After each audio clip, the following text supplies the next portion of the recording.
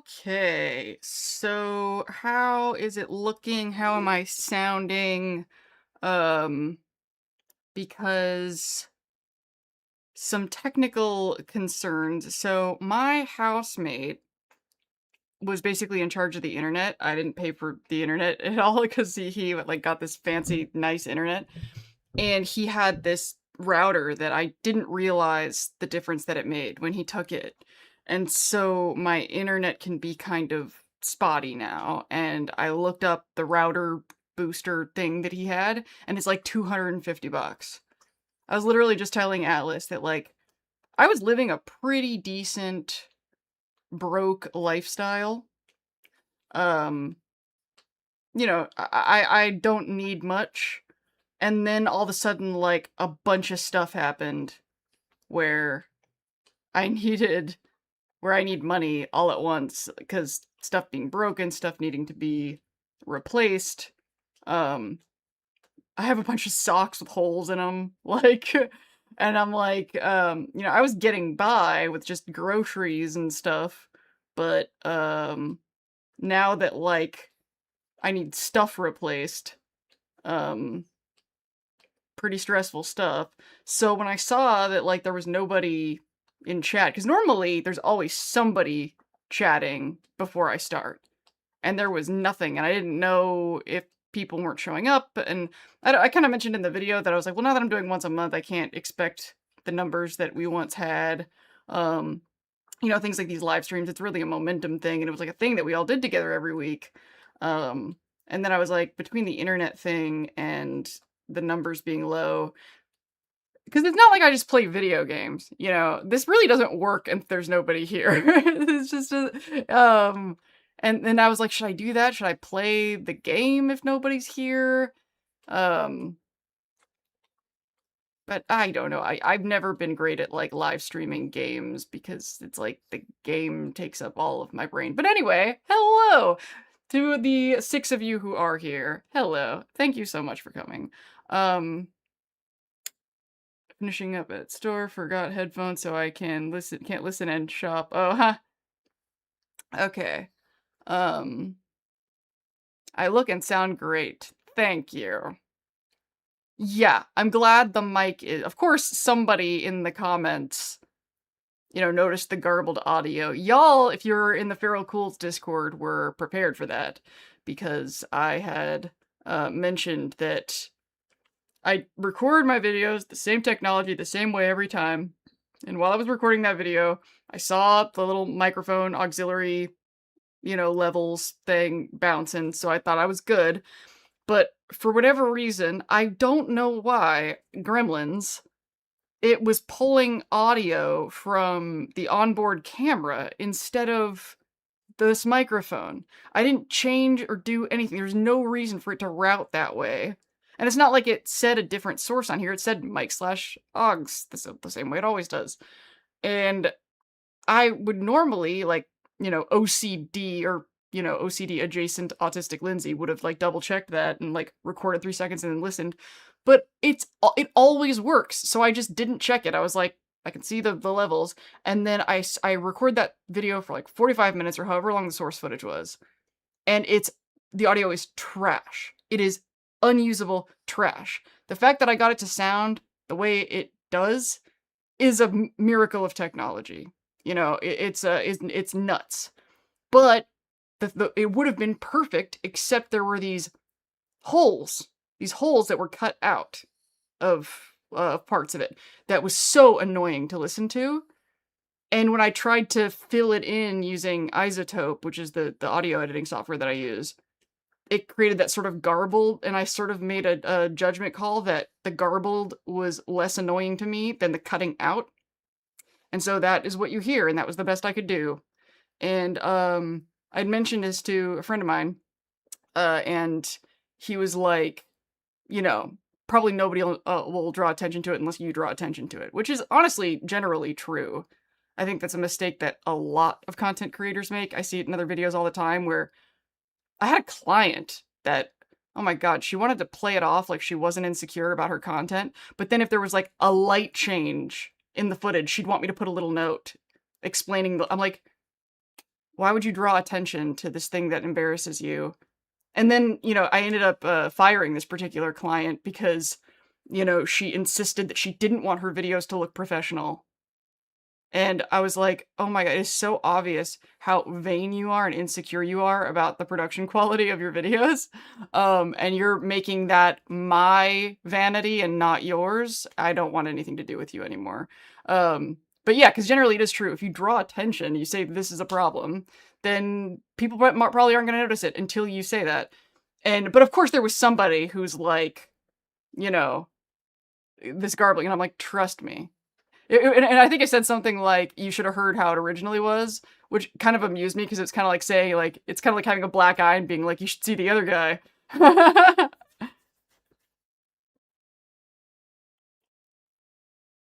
Hello, feral cools. Aw, so you guys are back. Just got out of the pool. I'm so jealous. I want to be in a pool. If that was your technical problem, then I need a better setup. It was better than my best effort. Well, because I used Adobe Podcast, which is, dare I say it, AI infused audio booster.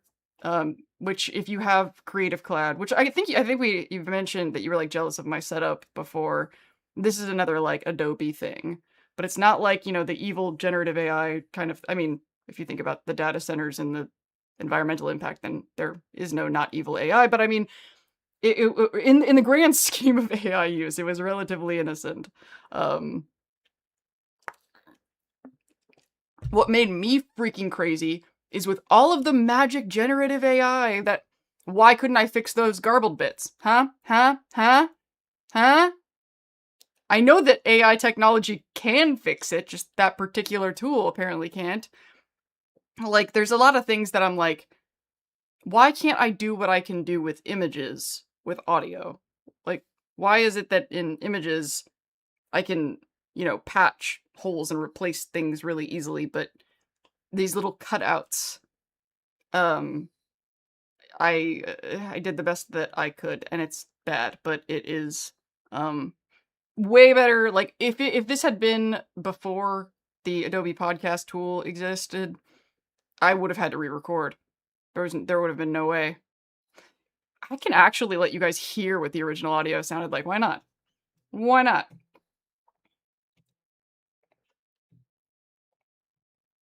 Let's find it.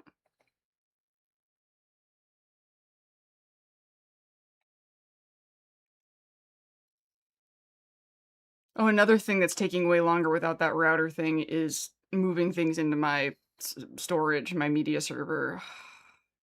That's like $250.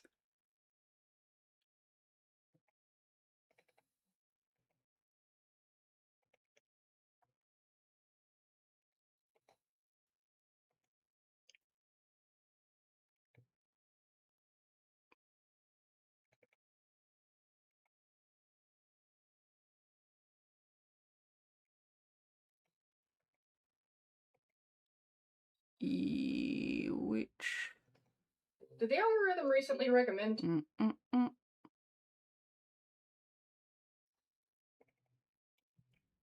the algorithm recently Oh, here it is. Okay, so this is what the audio sounded like before. Turning on desktop audio and turning off my mic. Did the algorithm recently recommend to you a trailer for a show called Hello Tomorrow that came out 3 years ago? Because if so, you're not the only one. And while the show has nothing to do with Fallout directly, you also wouldn't be the first one to notice some parallels. Of course, there's gonna be people that are like, it's called Retro Future, but...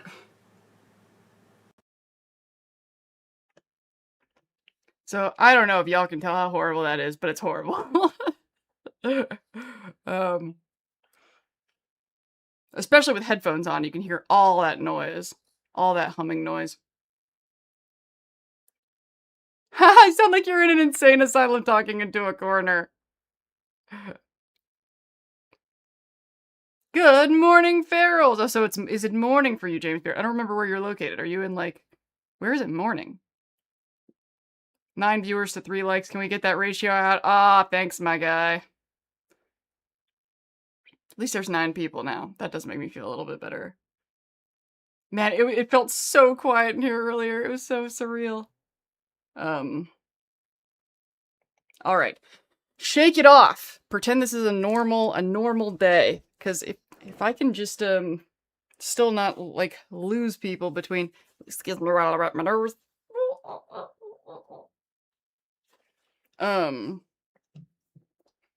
Burp burp burp. I think that there is something that's kind of nice about doing once a month. Like, it kind of builds up the charge of stuff that I want to talk about.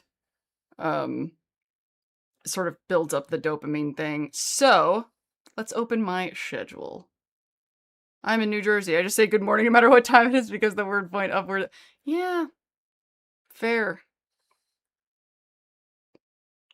Okay, so did everybody watch the Hello Tomorrow video? That is the topic of, according to my nice little agenda that I now have for these streams. The first third is the discussion of the most recent video. And I am really surprised at how much I enjoyed making that. As y'all know, it does not beat video game footage videos. That is my favorite thing to do, but it is time consuming. And I can be sort of, I want to say anal retentive, but does anybody say that anymore? I can be sort of picky and precise about the footage that I want for that, so it can be pretty time consuming. And the TV show videos are a little bit less creatively rewarding since professional cinematographers already did all the camera angles and all of the shots of the things that I'm doing. And also, something that really surprised me about this video was I expected that I would have hated doing the spoiler-free thing. Because normally, as you all know, what I normally do is talk about the episode and I talk about really specific things. Like, this moment signifies this, character, this relationship. Like, I normally really like to dissect and get in there. And so I thought a spoiler-free video would really make me feel like my hands were tied, especially because, like I kind of briefly talked about in the video, I tend to have a different kind of spoiler threshold. Like, sometimes I actually get kind of shitty and kind of jealous at people who are worried about spoilers, because people who get worried about spoilers have an ability to focus on a TV show that I do not. I don't fully see or grasp any piece of media until I watch it more than once, generally. I kind of feel like it's almost like the first time I watch something, it's like the rough draft of comprehension. Or I always picture it like, if you ever watch like a printer, and how it does like this row, and then this row, and then this row, and then it goes back to the beginning and goes across to create the picture. I feel like my brain is doing something similar when I watch and rewatch a movie or a TV show. It takes a lot of dopamine. Like, I really think that the Fallout TV show, I was more able to do that because of just the level of excitement, and also having the show, having the stream and the YouTube channel sort of like supercharging it. But generally, I can't get spoiled by a trailer. That's crazy. By the time I see the same shots in the show that was in the trailer, I will have completely forgotten what was in the trailer. Like, I'm only just absorbing. And I think this also has to do with gestalt language processing. It's not all autistic people, but it's like a significant amount of autistic brains. We process abstractions better than like subtext better than text. Like, before I understood what that was, I used to describe it to people as, I can perceive the relationships between things better than the things themselves. So without like some assistance, I have a tendency to talk like, oh, when the thing did the thing and the thing and the girl and the thing and the guy, like, because the nouns, I won't remember the words, but I'll remember the relationships between all of these things, which I think makes perfect sense if you see like the way that I analyze shows in terms of theme, because it's easier for my brain to grasp the abstractions. But meanwhile, you have other autistics that are obsessed with like the details and the facts and the points and the very literal things. And people like me drive them crazy because I'm just as picky about themes as they are about the facts and the details. I mean, I definitely rely on facts and details, but but I'll need like a book or like a thesaurus or a dictionary, or I'll have to look things up all the time. So when I and that is what ended up coming into play more than I expected it to when I was doing this particular video. I thought that I was going to feel like I had my hands tied, that I couldn't talk about specifics, but I ended up doing what I do best, which is looking at the abstractions, looking at the themes, and I didn't have to stress about the getting things accurate. That's another thing that stresses me out about doing video game videos, is because you know how how Fallout fans are, how they are about getting things wrong, getting things inaccurate. And instead of feeling like my hands were tied that I couldn't talk about specifics, I actually sort of felt a little bit liberated that I didn't have to fact check. Or I think the only thing I had to confirm, like, Myrtle and Shirley's names. And that was it, and the rest of it I could just sort of freely, just by freely talking about the themes and not talking about anything specific, kept it spoiler free. I think so. Did you guys find it spoiler free? Or did you think that this stills kind of crossed a line? Because that's where I got a little bit bold. Once I turn my Apple TV back on, I will check it out. Yeah, Apple is just that. Yeah, Apple does have a lot of good shows. Like, I feel like there's, like, in the comments, and the numbers on this video are actually doing pretty well. Kind of better than some of those Fallout 4, but I think that the Fallout 4, like, synth and, like, the Nick Valentine video are gonna have kind of staying power. Or they have an evergreen quality, especially when the new Fallout game comes out and new people come back to play Fallout 4, and they'll want to look up things like synths and Nick Valentine and whatnot. I think that those videos are gonna have some longevity. They're very evergreen lore. But this Hello Tomorrow video is, as far as like within the first 48 hours, is actually doing a little bit better than a lot of my recent videos. Oh my god, see, there's now there's 16 people. That's actually a pretty good turnout, considering I was like, oh, I might quit because nobody's coming. And now it's actually a pretty decent amount. I wish that these things didn't matter, but they do. I refer to the Usamizum as being thorough. Is that another YouTuber? I don't know who that is. Henlo? I don't know that either. Alright, finally to the computer, but now I have to type one-handed. Aw, I'm sorry. Those audio problems I would never have noticed until you pointed them out. Yeah, that's why I wasn't gonna say anything. I wasn't gonna say anything, but somebody did. Make you sound human, which is surprisingly important, right? Right? Like, somebody, I didn't even think of this, but this is really interesting. Somebody in the comments, I'll go ahead and open it and read it, actually, since it's not like there's too many comments to go through. I am so happy to be back. Hello, everybody. Sent a gift. Ooh, yay, what'd you send me? Is it like a jewel or a sparkle or a whatever the kids are calling it these days? Bits?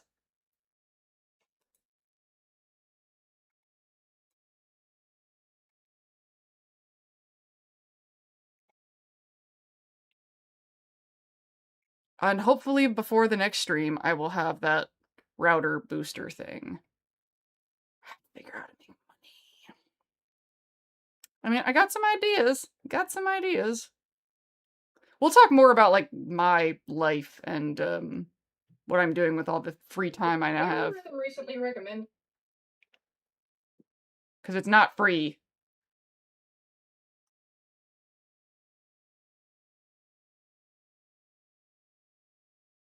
They said...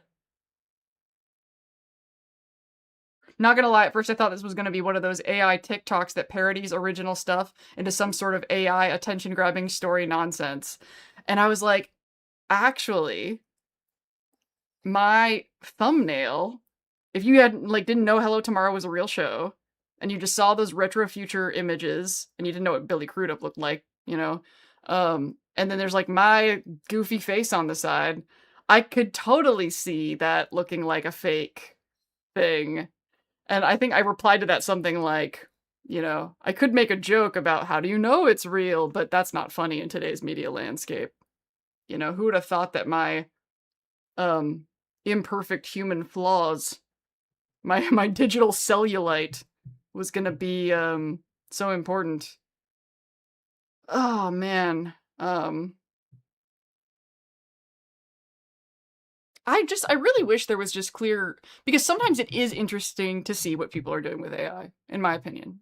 I know it's like um but I hate, just like everybody else, I hate deception. Fake. I hated deception and fakeness before it was cool. I was yelling and screaming about this stuff when The Social Dilemma came out, and we weren't even talking about AI yet. And now it's like, now that like the AI stuff, now everybody's worried about the stuff that I was worried about back then, but I was in a position where I needed ChatGPT and AI tools just to like function because my brain was so swirled, but that's a whole other different story.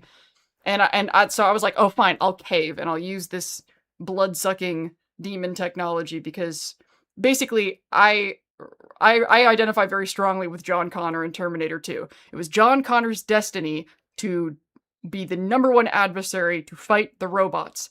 But when he needed help from one of those robots in order to fight the robots, he accepted that help. Everybody forgets about that aspect of Terminator 2.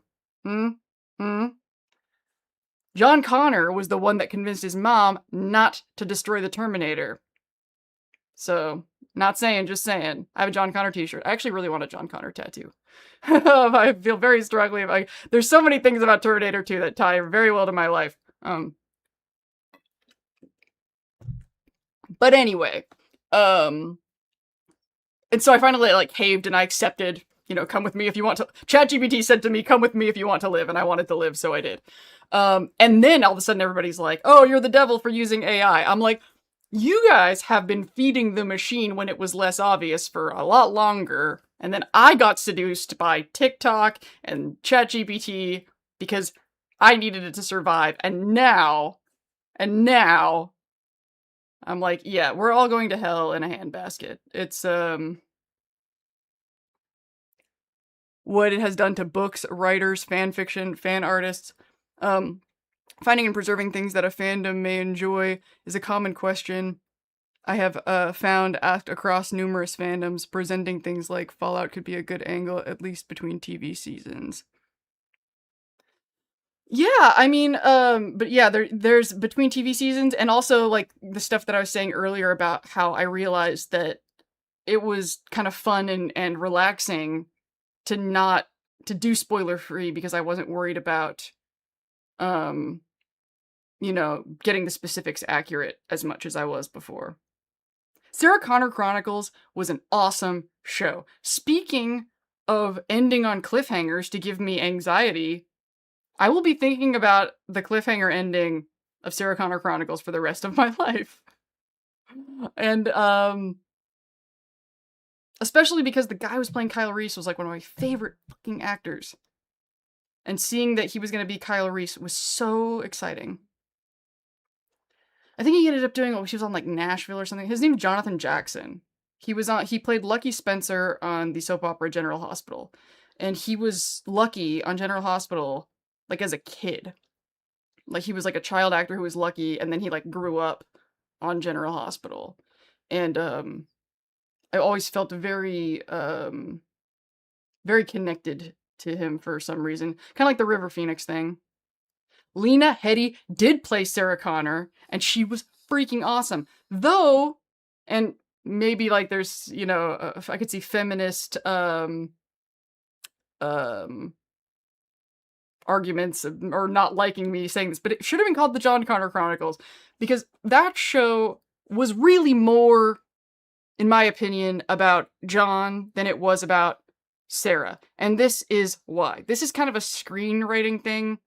Um, the character that changes, the character that grows, um, is generally the most compelling character. It's almost like side characters tend to be more static, and they tend to be like things that happen to the main character, and the story is about how that character's perspective, and the relationship with their goals and their demons changes. And Sarah is pretty much Sarah from top to bottom on that show. It's John that is grappling with being John. And if you know that cliffhanger ending that I'm talking about, who does that cliffhanger ending center around? You know? And Zoe Brugg, Tokyo Star AI, what is done to books, writers, fan fiction writers, and I'm not a big enough artist to be affected, but I still get it. My brother in school. Okay, yeah. So this is a very tricky topic for me, and I think old me would have been like, I'm gonna make a big video breaking down the nuance of this. But you know how like earlier I was saying these problems all existed before, but now it's like AI is like the latest and arguably the most dangerous manifestation. See, this is the thing. I'm actually in this intense emotional landscape about this. I don't actually feel comfortable telling you guys how I feel about AI. And that's really new for me. That's really, really new for me. I've always felt like I could suffer the slings and arrows of saying how I really feel. But this is a topic that is affecting so many people so directly and in such a frightening way that sometimes it's insensitive, to be honest. Which is really hard, I think, for an autistic person to grapple. Like, when I look back at my asshole-ish behavior, the most asshole-ish positions I've ever held, the most asshole-ish choices that I've ever made, it always revolves around just being honest, right? Like, how many people feel like they're just telling it like it is? But there's two layers of truth in every statement. There is the truth in what you're saying, and the truth in your decision to say it, right? And I do not think that the world is served, or that any of you are served, by my personal true opinion about this topic. I really don't think you are. Sometimes in this big complicated world, different people are impacted by different things differently. So, something that is really, really disastrous for a lot of people might not be for other people. Or some people might have a perspective on an issue that illuminates another angle on it. So you have to ask yourself, is it worth saying just because I'm telling it like it is? Or am I just being insensitive toward people who have very, very, very, very valid feelings from their perspective looking at this issue? You know? And I am, in my getting olderness age, trying to get better at being like, I don't need the world to validate. Like, if I were to really, like, go into all the nuance and stuff, and all of the other angles on this topic, it would be very self-serving. It would be self-defense. But I don't need to defend myself. And I agree, and I'm stoked on the overall, emphasis that the culture wants on real people. I'm a real person, so awesome. I would rather be a real person making real content and be seen as a real person than just be a contrarian on the AI issue. So I, have no problem. I wouldn't say I have no problem. I have, conceded. It means a lot to people for me to not use AI ever. So I will not, except for like things like the audio thing that I was talking about, you know, basically, no, I said the audio thing where I, you know, ran the audio in that episode through, you know, there are things like that where I'm just like, if it's affordable and it's available to me and it's not really what people are scared of, then I'm going to use the best tools that I have available to me. On Tumblr, scammers and bots bother users a lot. Yeah. Yeah, I have zero interest in standing up for AI bots or anything that's like, especially things that are like straight up masquerading as people. Um and also you know, things that make it too easy to generate content really really quickly and sort of flooding the digital airwaves with things that are inauthentic. But you know what's really suspicious to me? You know what's really really suspicious to me? Um yeah, as previously stated, I have a little bit more of a gray area nuanced perspective about AI than a lot of people. And yet, algorithms are pushing anti-AI content to me very aggressively all the time. Like, if I were an anti-AI crusader that was participating in a lot of anti-AI arguments and conversations and a lot of AI fear, and my social circle was very like, fuck AI all the time, then this would make sense to me because they're sending me stuff. But I am not such a person. In fact, I have had conversations with clients where they were like perfectly fine with using AI for stuff, and I've been the one that's been like, yeah, let's pump the brakes, you know? Like, I was actually just recently talking to somebody about AI where I, like, really drew a line where it's one thing to use it as a tool to, like, patch this hole or, like, things like what I did with my audio. It's totally different to, like, make an AI-generated, graphic, and then Atlas and I just got a button maker. I would never, well, look me in the eyes, never AI generate an image and sell it on a button on an Atlas Omnicorp product. I will never ever do that.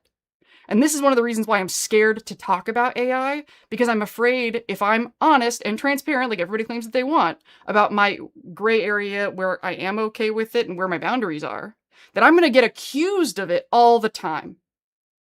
And there's going to be no way for me to prove, you know. I actually wrote a song that I think some of you who've been here before have heard me maybe talk about this song. There's actually a lyric in the song where I say, you can say I'm lying that AI made this, because I'm anticipating that if I ever record and release this song, I'm going to be accused of it. I'm hypervigilant in advance about being accused of using AI because I'm not this staunch freedom fighter. But like I think a thing that I have talked about where I just don't have any shame about using it is when I use it as a high-speed thesaurus. Yes. Yes, when I'm writing scripts, I will put like words in like brackets and put the paragraph in and ask ChatGPT to give me like 5 alts for the word in the brackets because I don't really like the word that I had in there. I use it as a superpowered thesaurus. I just told the world. That's not the same as it writing for me. It's just not. And another thing about, you know, the fear of AI accusations is, y'all, I'm not making any money at all. Like, it's actually a huge problem. That's why I took this stream. So why would I use AI? Why would I use AI to do anything that I do? You know, all of these people that are using it in these horrible ways are doing it to make junk content, fill the airwaves, get advertising revenue. I would be bored out of my mind. I'm doing this to express my thoughts about things. And sometimes these tools can patch holes, like with the audio thing or like that thesaurus use. And I think that there's a certain irony. There's a line in this week's video, in Hello Tomorrow, the Hello Tomorrow video, where I say, this expectation of perfection doesn't create perfection, it creates liars, right? And I think that there's a certain irony that because I have been transparent and honest about my AI use, I'm more likely to be accused of. Meanwhile, the people who are using it willy-nilly. Am I still connected? I just got an alert message saying that OBS disconnected. And that is really just gives me a lot of anxiety, and it really scares me because I've always been able to fall back on my honesty. But now I've had, not just because of AI, but because of other things, where my transparency has actually made me trusted less. Like, to some pretty extreme degrees. Like, really extreme degrees, I was punished for being honest.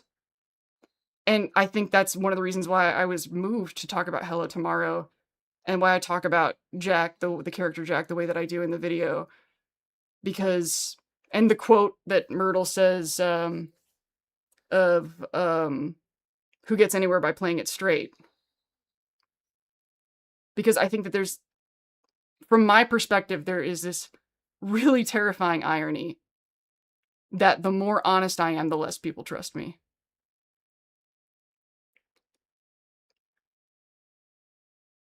But am I back now? Thanks to listening for months now, I don't finger point at people that generative AI in good faith. Like, there are real things with accessibility. I saved my finger pointing for the companies that never placed proper guardrails on their. Oh, exactly. I'm way angrier at the companies than anybody else. Like, a lot of this stuff, arguably all of it, was released for public consumption way too soon. It's wildly irresponsible decisions. Wildly irresponsible. And I probably down the road, we're gonna see a lot more, like, I bet we're gonna have, like, movies and biopics that sort of unpack. On the other hand, anti-AI activism has been really ineffectual. It hasn't led to any unionizing, and it certainly hasn't slowed the construction of data centers. Yeah! You know, and that's another thing that makes me mad about this whole thing, is they are punishing their other poor people, you know, and not in a lot of my Lindsay's Fallout videos, I talk about power differentials, you know, and there's even an article on my Substack called Save Your Punches for Power, because, you know, a lot of these perfectionist social justice warriors, they instead of actually taking meaningful action to slow down the progress of data centers, they are inspiring other poor people to lie about their AI use. That is what they're accomplishing. They're just making poor, insecure, desperate people hate themselves and hide.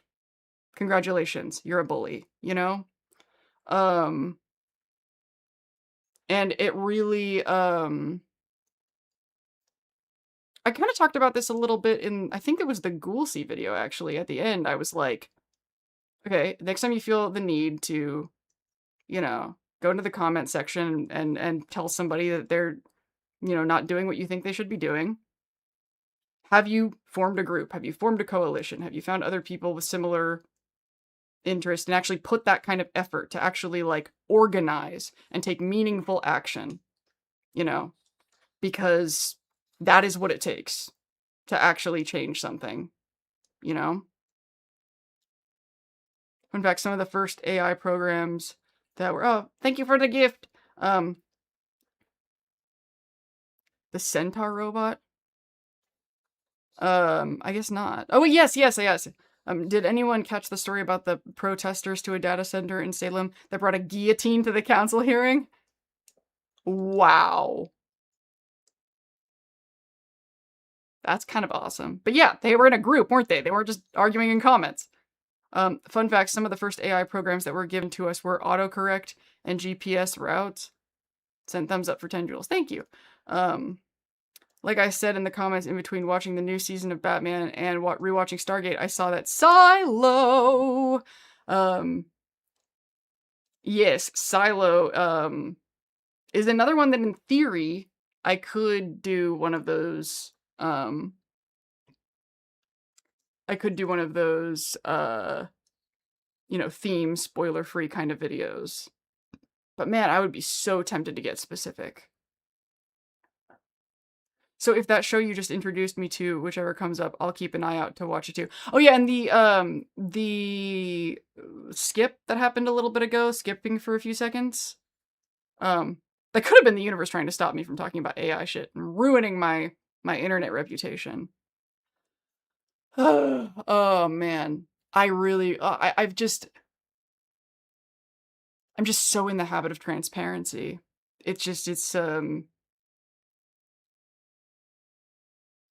It's so confusing if I can't just explain what I'm doing. I've also been receiving a lot of advertising stuff about AI stuff on YouTube. Oh, right. That's what I was talking about earlier is, it's getting suspicious. It doesn't really make sense based on my online behavior for me to get a lot of this anti-AI. And I think I've seen, I would have to look this up, don't quote me on it. There was something about OpenAI actually investing in a lot of anti-AI sentiments. Somebody that is not a good guy is benefiting from anti-AI, and I don't understand it. I haven't dug enough deep into it to know why, but I am, based on my internet hygiene or whatever, I'm strongly of the opinion that AI hate is getting stoked, which could literally be kind of like, the Fallout TV show being on Amazon, even though it is critical of companies like Amazon, where basically these companies are so damn bold and so damn powerful, and they benefit so much from us just being angry and fighting with each other in comments. They benefit so much from that engagement and that activity that they don't give a shit, because, as previously discussed, comment warriors aren't making real change. So they're like, fine, argue about it all you want, and we'll just collect the money. And it's been like that for a decade. I put a video on Facebook, I actually still have it somewhere. It might be kind of a trip to watch. Is called We Have to Change This Culture, where I was talking about how companies are benefiting from getting us to fight each other. And there's definitely something, or maybe I am getting fed this kind of content because they know that it makes me feel insecure and worried about the witch hunt aspect, and I don't know, just something about it isn't right. Keep people mad but disorganized. Yeah, blow up Shady Sands before it gets too powerful and becomes a threat. That, oh man, there's just so much of that. All right, what time is it right now? Okay, so it's 6:15. Oh my god, thank god I looked. Okay, so that's the end of chapter 1. I got, and I have to go into the BRB screen now and put up another question, and I will be back at 6:30. Yeah! Staying on schedule.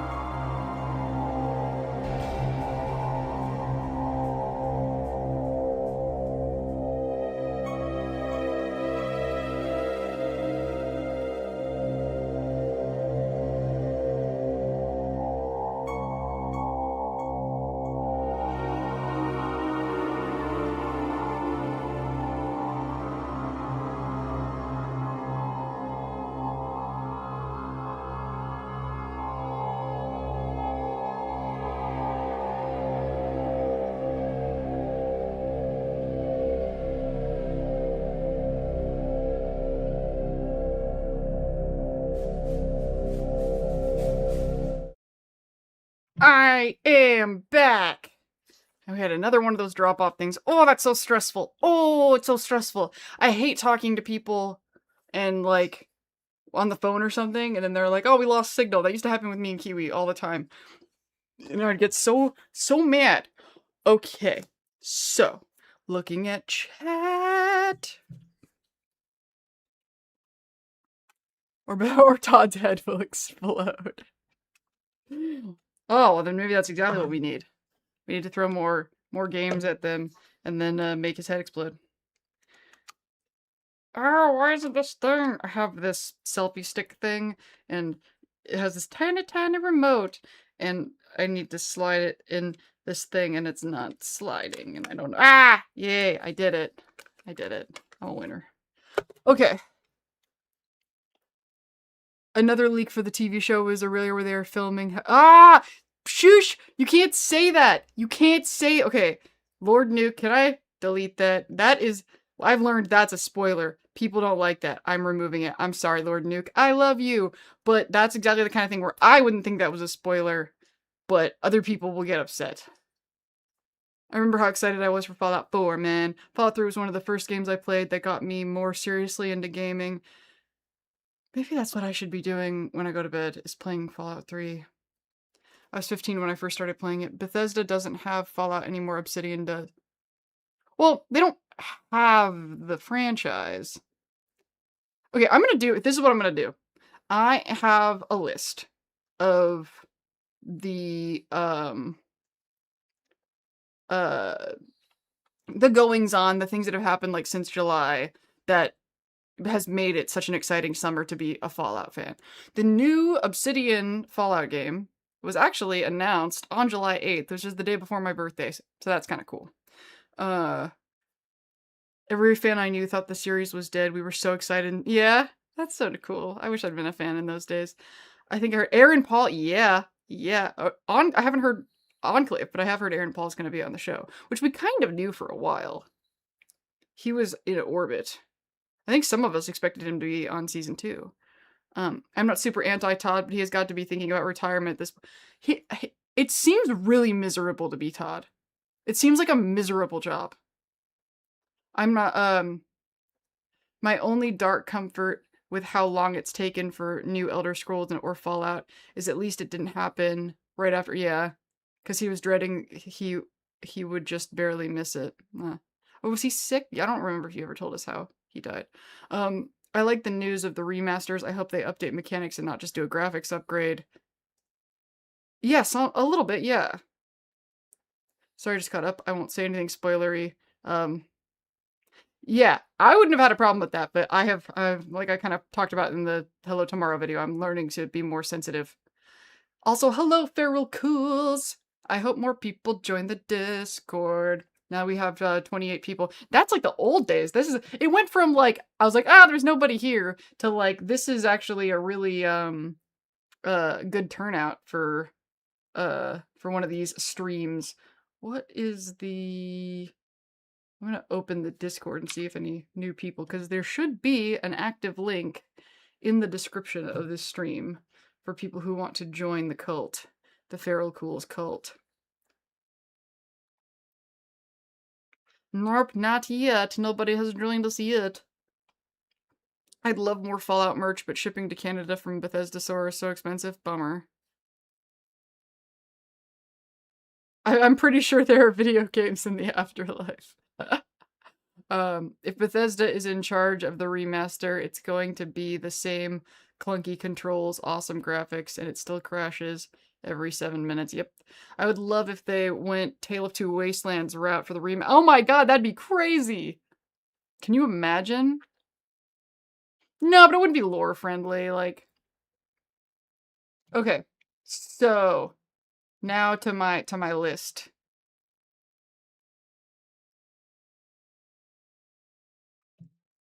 So, July 8th, 2026, Bloomberg reported that Microsoft Xbox was shifting Obsidian onto a new Fallout game. And then we all went ooh and ah. And then July 17th, Bethesda officially confirmed it. So we know that there is going to be an Obsidian-produced Fallout game. We know that they're working on Fallout 5. We know that we're going to get Fallout 3 Remaster. And this was the first announcement where, like, we knew that Fallout 3 Remaster was coming, but this is the first time we had heard about Fallout New Vegas Remaster, which, like, was really needed to happen. And especially with the TV show bringing attention back to New Vegas.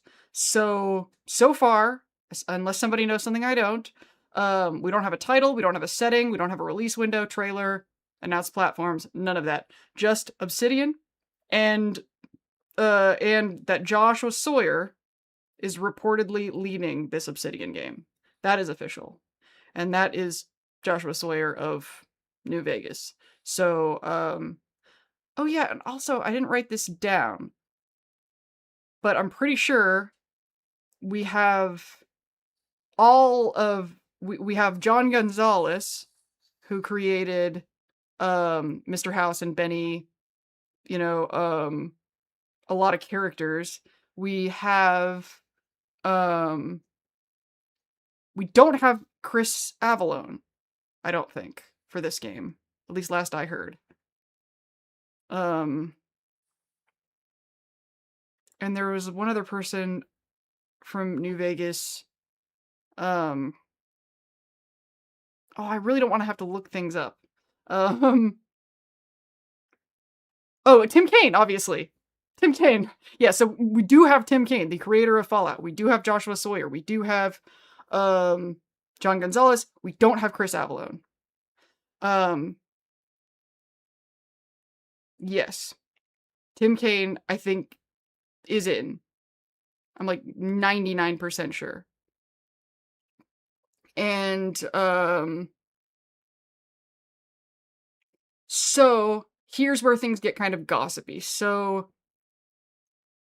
supposedly Josh Sawyer was working on a different apocalyptic game, and it was an RPG, had a lot of similar elements, and I think he's been encouraged to reimagine it into a Fallout property, which means the game could be coming faster than we would have expected because it was already partially done, so to speak. And supposedly during the Xbox restructuring, this conversion, this reorientation took place, and then also in the area of where it's getting more speculaty, gossipy. According to Bethesda, who, you know, remember how earlier I was like, there's truth in what you say, then there's the truth in why you say it. There's probably, I always feel like whenever Bethesda says anything, they're not telling the whole truth because there's some reason why telling us the whole truth would have disastrous consequences. And I think that a lot of people, especially probably autistic people in the fandom, can sense the deception and then they get mad. This is a great theme to talk about of Silo. Oh my god. Silo does an excellent job of talking about why it might not be a good idea for everybody to get the whole truth. Like, and also, I think I wanted to mention Silo earlier, when talking about the way that it can, with the anti-AI messages that I'm getting from the algorithm, how sometimes it can feel like you're stoking a fire that's the will of the people, when actually the will of the people is a guitar string that's being plucked by forces that are basically putting the right imagery in front of you to get you to react to it, to perform the way. And that's how the truly evil forces in the world are using social media. And it's really, really tricky because the feelings that everybody has about the things that are being presented are 100% real and authentic and should be respected. But at the same time, we have to be really vigilant about what we're being sold, which I also talked about in the Hello Tomorrow video, because we're just so vulnerable and our brains are just being fed. But yeah, Silo does a really beautiful job of showing how complicated the truth can be and how complicated good guys and bad guys can be. God, I love that show. I haven't watched the latest episode, which we shouldn't spoil anyway, but because I watch it with my friend every Monday, so I have already been kind of spoiled by stuff I've seen in thumbnails. So going back to this situation, so according to Bethesda's side of the story, they are reorganizing around closer studio collaboration, shared technology, and multiple simultaneous projects so games can reach players sooner. They the press release really seemed to emphasize everybody's complaining about how long it's taking, so they're gonna make it not take so long. Cool. But Xbox underwent a major corporate reset in July, and there were 3,200 job cuts. Even those of you who aren't up to date with all of the news, you've probably seen people talking about these layoffs. So Obsidian reportedly lost about a quarter of its workforce, and they had made this game Avowed, and they were going to be making an Avowed sequel, and supposedly the Avowed sequel was canceled because Xbox was redirecting the resources to this new Fallout thing, and so a lot of people were worried, like, is Obsidian pissed off that they were doing what Obsidian wanted to do, and now like, up, you got to make Fallout. But it seems to me that Obsidian, it was more on the contrary, that they've wanted to work on another Fallout for a while, and they've been down to do it for a while. But it was Bethesda or, other situations so that they might have been stoked. Another thing is I heard from another source that this thing about the Avowed sequel getting canceled was totally bogus, and they're still working on Avowed. Like, an insider came forward, was like, I swear to God, sometimes in these articles, they just make shit up, and then they spread, So I'm pretty sure the Avowed sequel is still happening, despite the Fallout thing. I'm gonna look at chat in a second and see if I'm wrong about any of this. So, the widespread Microsoft finally told everybody to stop leaving Fallout sitting on the shelf interpretation has substantial factual support. And it would make sense why Bethesda wouldn't, add that to their narrative, of, the firings are related to this Fallout game getting made. But they are strategically picking what can we say that will generate the maybe not most positive result, but the least disastrous result, because they're not really good at getting positive public opinion.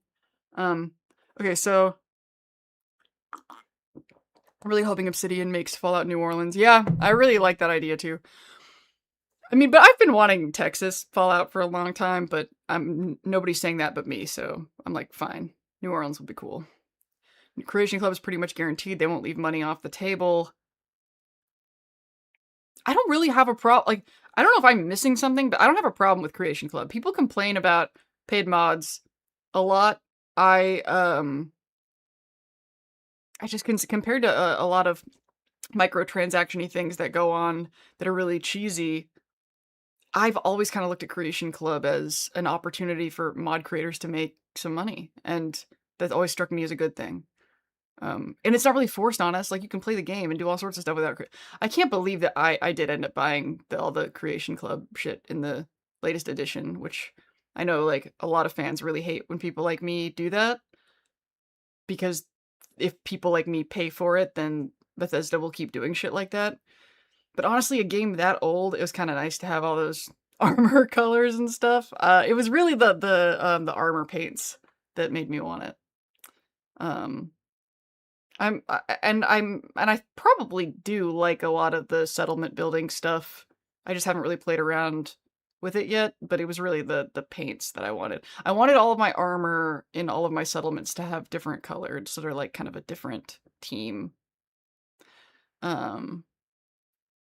The Nexus modders are going to do some amazing things. New Vegas has. Yeah, and it's not like they, did the Creation Club and then shut down Nexus, As much as I'm excited about all the news with the games in development, part of me feels like all these announcements partially to distract from the massive job cuts. Exactly. Yeah. I think that is a fair complaint or concern. But I'd rather they talk longer to develop games like yeah, that's another thing. Are these layoffs making the people who are remaining get paid better or get treated better in some way? It does seem weird, like, why? I've always, and I've probably said this on other streams before, I've always been under the impression that there's some sort of infrastructure problem at Bethesda. That there's some sort of organization problem. And it kind of seems odd that, like, they can make all these new games and put all this emphasis in all these new games after getting rid of people who make games. It can't be because they're using a shit ton of AI, because then they won't be able to sell it on Steam. Unless they're gonna lie. When it comes to paid mods, as long as the players get good value and the mod authors get a fair cut, I'm fine. Yeah. That's sort of where I'm at, too. And I kind of got a kick out of the Enclave Creation Club quests that were added. I shouldn't have done them so early in the game, though. That was dumb. I feel like I should do them way later in the game, but I wanted the power armor earlier. I've heard Texas a lot. You have? Good. I personally think it's too flat unless they get it near. I want Texas for the history because I think that some of the more interesting things that Fallout does is when they play with the history of the region. Like, um, your reasoning for Creation Club makes sense. Yeah, I mean, um, Fallout could use a game set in the Midwest or the South. Yeah, exactly. There's something. I feel like there's the South would make sense for Fallout. I take anything Todd Howard says with a grain of salt after he screwed me in 2018 with Fallout 76. I am so who was it that told me that they had a theremin in the shop and I was like, I'm not gonna miss that, but I bet I missed it. I have a lot going on right now though. I'm doing a lot more in real life stuff. Uh it was you, Revruna. Oh man, I'm gonna regret that. Maybe tonight I'll crack it open. I have not opened 76 in a weirdly long time. But you know, it's the whole brokenness thing. 76 isn't making me any money. So I can't do anything that doesn't make me money right now. Okay. So what else is on my list? So The Elder Scrolls 6 is Bethesda's main project, so they can focus on that while Obsidian is doing this new holdover Fallout game. And then we go into the TV show stuff. There is that thing that Lord Nuke said that I deleted that I want to talk about so bad, but it's a spoiler. And but I guess what's not a spoiler is the casting announcements that there has been. So first we already talked about Aaron Paul. And then there's also Manny Jacinto, who was the Florida DJ from The Good Place. So that's exciting. Emily Mortimer, I would say look her up. You will recognize her from something. Like I was trying to think of like what could I mention that she was in, but I feel like I've seen her in so many things and there isn't like one standout that like, oh, you definitely would have seen this. We all probably have different Emily Mortimer things that we would recognize better. And then Thomasin McKenzie. That surprises me. The thing that immediately comes to mind for Thomasin McKenzie for me is Last Night in Soho. Which is an example of when a man makes a feminist movie. I really liked that movie, but I was just talking to, this is a little bit of an ADHD tangent, but I was talking to a friend of mine about when men make movies about women's problems versus when women make movies about women's problems. And Last Night in Soho is definitely like, okay, this is a guy who gives a shit about women, but it's like still a guy. And I got a similar feeling when I recently saw The Neon Demon. I'm like, this is a guy making a movie about conflict between women.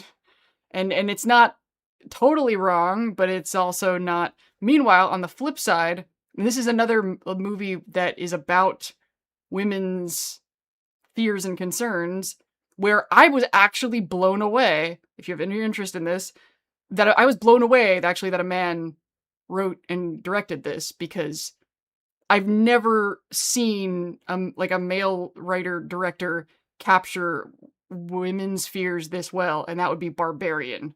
So if you're interested in seeing like, this guy actually got it right, Barbarian really blew me away. I was really surprised that a guy wrote it. Actually, let me make sure. Maybe like did it? I'm pretty sure a guy wrote it. Yeah, Zach Kreger wrote and directed Barbarian. And like I was just like, wow, this guy listens. Chicago, I'd seen that too, Chicago as a setting, but it's too close, I think, to Boston and DC. And not just geographically, but also kind of historically, I think. Um, and it's like we have West Coast and East Coast. That's really why I really want to go to the South. And New Orleans is still technically the South, but Texas is like iconically South.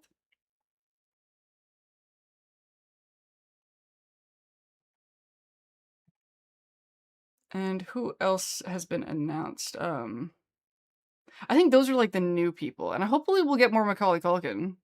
I'm assuming we will. Well, it's also not the South, you know? Like Chicago is still I don't know, maybe I didn't pick my words well. I don't I feel like this is an opportunity to cover more geographic cultural ground. Nevada is not South culturally at all. So, okay, so fun fact about me, I have lived like significant amounts of years in a lot of different parts of this country. And I've never actually left the continental United States before, but I've had significant, cultural exposure to different parts of the United States. So, if this is really coming from sort of like personal experience of like what different parts of the country are like. And once again, Lindsay is not as good at facts as she is about connections between things and relationships between things.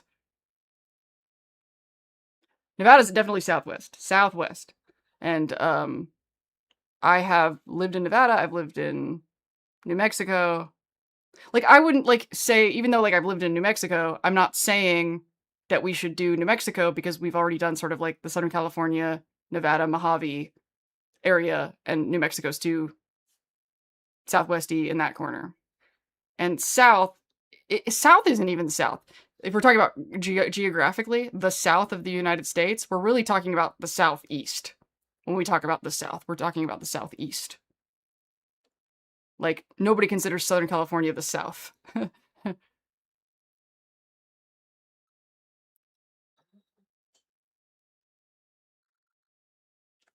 um,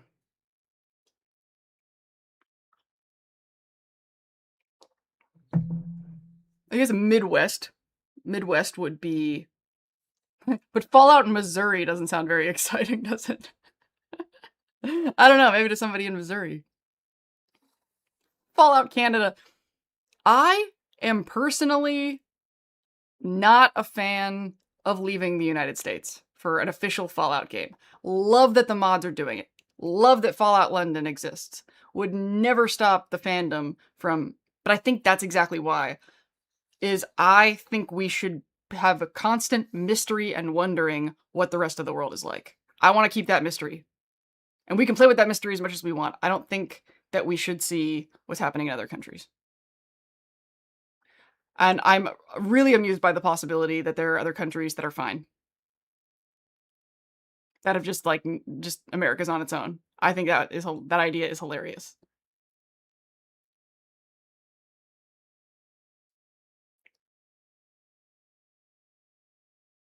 I do appreciate that they included the lore about Canada being annexed in the Fallout show through Stephanie. Yeah. Yeah, that was cool. Fallout Hawaii?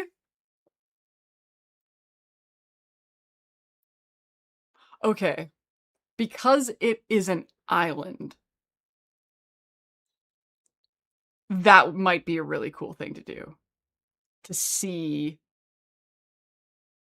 There's something very thrilling to me about that.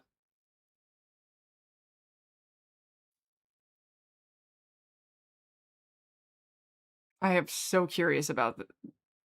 Actually, my housemate that I pay rent to here is from Hawaii.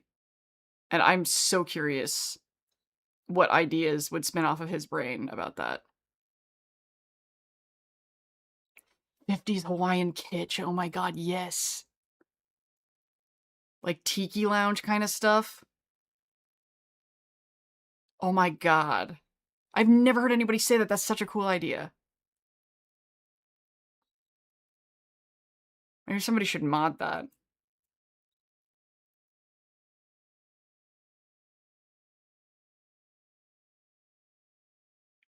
Oh yeah, and the unscripted Fallout Shelter show. You know, my health has actually gotten better. Maybe I'll actually submit to that the next season. I mean, I'll get a chance to actually watch it and see what the hell they put these people through. But I thought about that, submitting myself for that show. And also, I have to make sure that whatever my situation is with, that I can make sure my dog is taken care of. There was actually an LGBTQ modeling job thing that came through that I was looking at that would have been like 2 grand. It would have been a lot of money, but then I would have been like, how much would it cost me to have somebody take care of my dog? Or, maybe if I had somebody here, but, it's hard for me to do stuff. There was a mod project for Hawaii.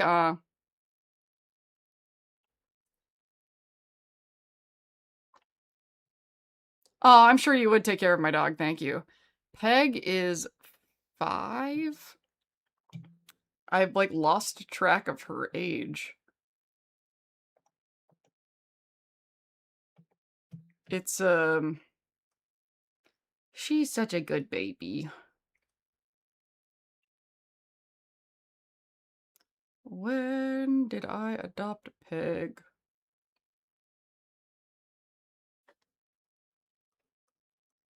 So she was 2 when I adopted her in. I didn't get her birthday, which kind of sucks.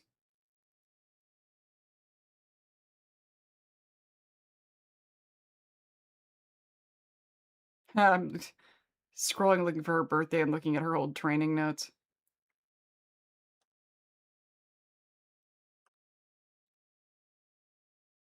Mm. Oh my god, some of these memories are sad.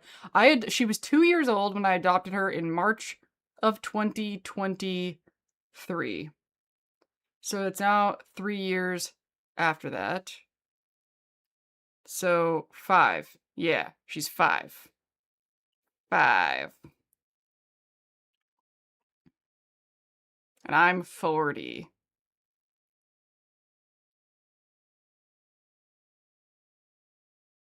Which is not relevant, but it's just something that continues to blow my mind. I got Jackson is 8.5.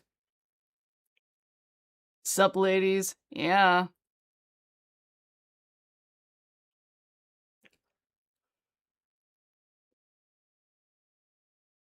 I think the thing that's funny is Potato, my last dog. I was really obsessed, and on top of all that kind of stuff. And then but at the time that I adopted Peg, I was really like burned out. I was really like stressed out about a lot of things. And it just kind of got garbled. And also, I never had an exact day. I think I've been using I've been using her adoption day as her birthday because I know she was 2 when I adopted her, but she was a runaway, so they don't really know when she was born. I don't know how they even found out that she was 2. Did they like count her rings or something?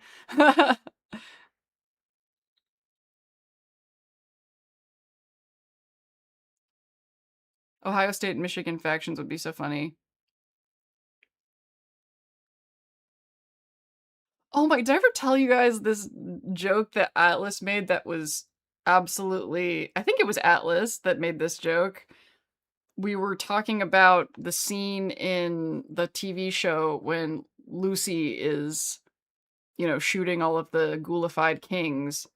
Because I'm still upset that we don't know how the kings got ghoulified. That is such a weird thing to not explain. Um, but we were talking about that, and Atlas says, "Looks like Lucy was having her own No Kings rally." And I was like, "That's hilarious! Oh my god!" And he said it like he didn't even get how funny that was. I'm like, that is like, that's the greatest. Like, I keep thinking like I was gonna record a short telling that story of when he said that. I guess I can make it out of a clip from this very stream if I wanted to.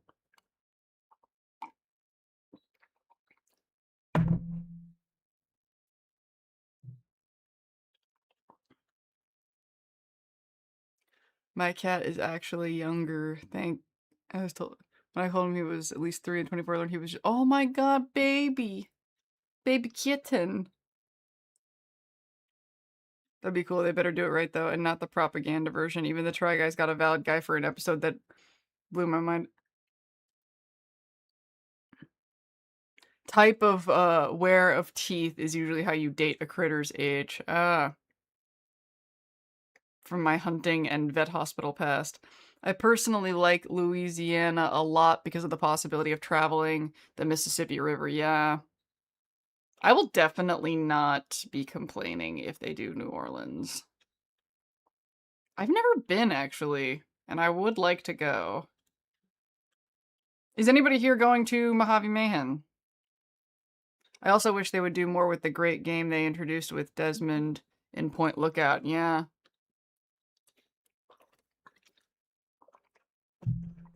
Speaking of Point Lookout, did you see, I think he did Point Lookout, the interview on the Atlas Omnicorp Instagram and YouTube with I keep wanting to just call him Perky. Anyway, he was a location designer that I totally like geeked out when I met him at Mojave at Wasteland Jamboree. And I procrastinated editing the interview for so long because I just felt like I made an idiot of myself. Like I was really embarrassed. But he's done a lot of really exciting work for Bethesda. And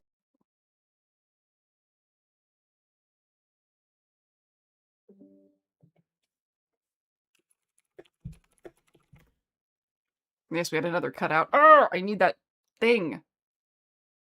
That Wi-Fi booster thing. Because I live in a basement. And the internet comes from the other side of that wall.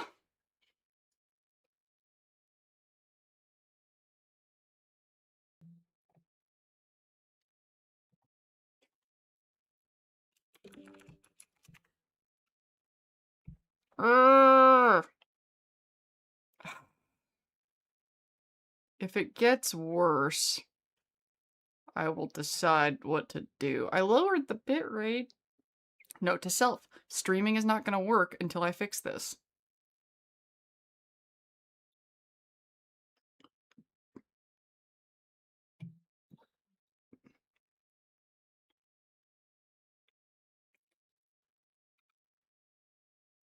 That was good. He seems really nice. Wasn't he one of the folks they... According to him, no. According to him, he quit. But I'm just going to say that I believe him because that's what he says. But I think that if he were laid off, I would say that I quit too. I mean, like, so if he is not being honest about that, I don't blame him.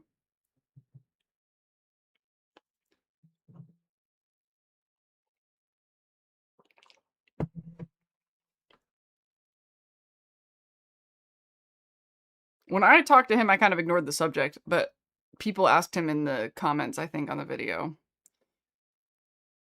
But it's a touchy subject to get laid off, you know, to get, like, not just because of emotions, but also it could impact your job prospects. That's one of the reasons why I fail at capitalism, is because it's a game I'm not good at playing, because I want to be transparent about everything. No, I cannot use my phone as a hotspot. It has to do with the kind of, I actually have an incredibly cheap phone plan. That is incredible. It's like so much less money, and for somebody in my position, I'm so grateful to it because it's sort of a pay as you use. It's not like I have to buy minutes. It's almost like I get charged more the more I have to use it, the more you have to use data. But I can't use it as a hotspot because of that. In most Fallout games so far, we've been doing a lot of just desert survival, which is getting stale.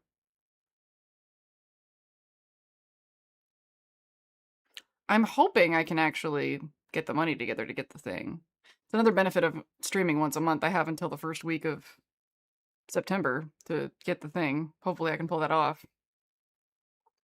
If any of you want to help, super chats. I was wondering about the ghoul and the game when he said it. It seemed like something they missed out on in Fallout 4. Oh, Lindsay, yes, Fallout has a Bethesda glitch. Yeah, I've been doing this Fallout thing for too long. What should I do next month? What should I talk about?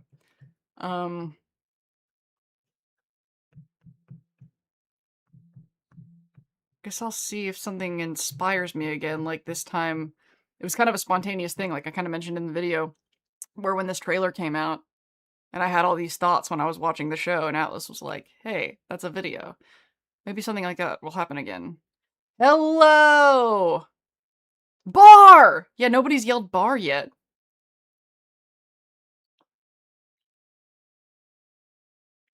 Bar none.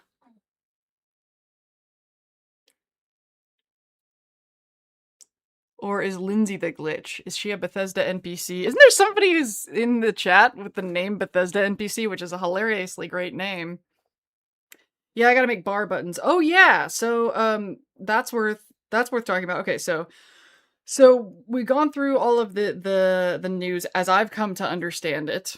And what else I wanted to talk about in this middle section was what I'm doing outside of this.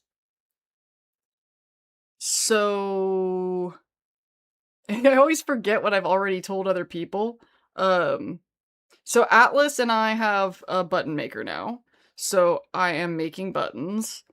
Basically it's really fun to use, just the button thing. Let me I can grab some buttons.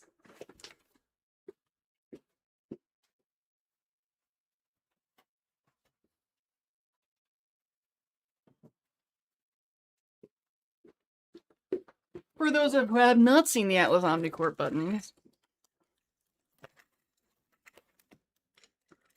Buttons! Which we will have at Mojave Mayhem. And I guess these are, oh yay, thank you for the $5! Yeah, Bethesda NPC, ha ha ha ha. You know, I wish I could do like what a lot of those people on social media can do, where they can emulate like the body collapse. Speaking of which, y'all, okay, if you know what I'm talking about people who on social media emulate the physics of a Bethesda body. Like they kind of collapse, and it's like you don't even notice like how ridiculous the physics is until you see a real life human being falling like that. If you guys have any one of those kind of videos saved or like bookmarked in any of your accounts, please put it in the Discord, because I want to show my friend. Because so my buddy Doug, we've been watching we finished it. We watched the Fallout show, and he's like not into the games or anything, but he's enjoyed the TV show, and he, you know, really gets a kick out of asking questions like, is this a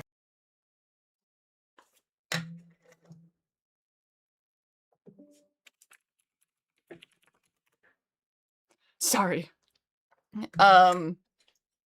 So I'm get a big kick out of you know, telling him what things on the show are accurate and whatnot, and what the fandom is arguing about and things like that. And one of the things that I brought up is the bodies flying around, and how like in the fight in Novak, you know, seeing like the gunfights and, you know, bodies flying across the screen, just how Fallout that is. I saw recently somebody had it would like the post said something like, I have a save positioned right here just so I can load it whenever I'm having a bad day, and it was a save right before like a body flying across the screen.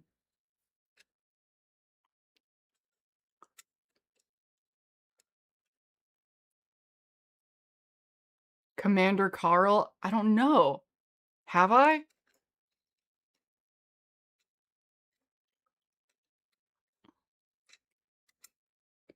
Everyone is using the internet to attend Fast Notch. Is that happening right now?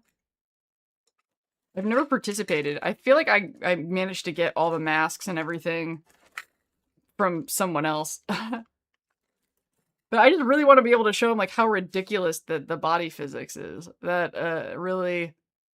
Or have you guys seen NPC Pranks, I think is the account, where, like, this guy will just, like, put, like, 10,000 mines in a scene and then blow them up just to kind of see what happens.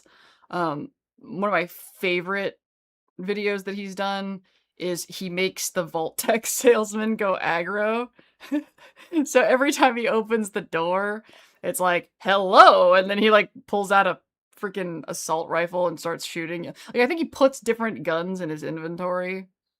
But I was thinking about that guy and what he does when I did, if you haven't seen it yet, you have to see the Atlas Omnicorp Benny and the Jets video, which is the silliest thing ever. So this is an advertisement for um Atlas Omnicorp jet canisters, which are right behind me.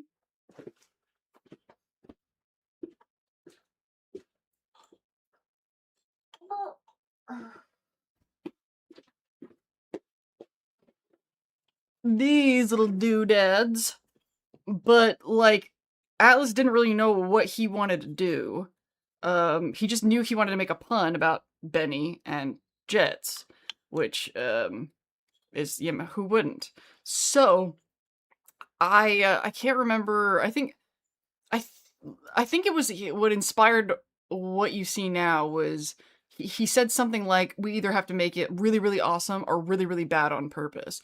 And so we decided to go the bad on purpose sort of old Newgrounds video sort of approach. And instead of just playing the song Benny and the Jets and probably getting copyright striked, I was like, what if you just are like singing nonsense about Benny and Jets and then I just lay it on top of a karaoke track? And that is what you hear there now, and it is absolutely ridiculous. But I wanted to have that same effect that the NPC pranks videos have that has like a million of like one object. So I had to spawn all these jets and I tried to get like different camera angles of the jets like falling from the sky, and it was actually kind of a thing to figure out how to get that many jets on the screen, because if you just put like, you know, to spawn or add to inventory 100 jets, then it'll just give you one jet that's worth 100 jets. Like, they don't actually... So I had to spawn one over and over and over and over again, basically, until I got bored, and put it on top of scaffolding. If you guys have watched me do the settlement building streams, then you know how much I love that scaffolding. And then deleting the scaffolding so that they would all fall down. It's stupid. It is great. And it was really fun to make. Benny!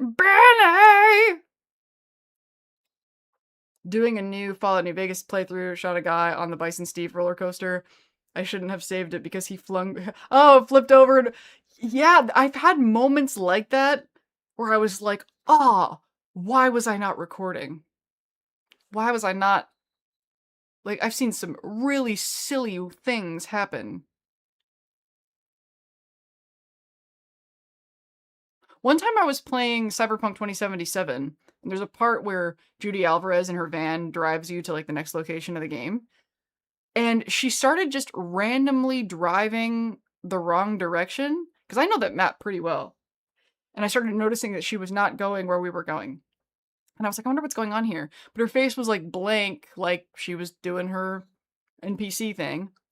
And she ends up driving, like, into people and, like, toward the water. And I was like, this is so ridiculous. I wish I was recording this, but I didn't have like the stuff open. And I'm like, this moment will probably never come back. And no one will believe me that Judy Alvarez was just randomly possessed and just like drove us into people. And it would have probably been good content. I just should never play games ever without recording them, should I?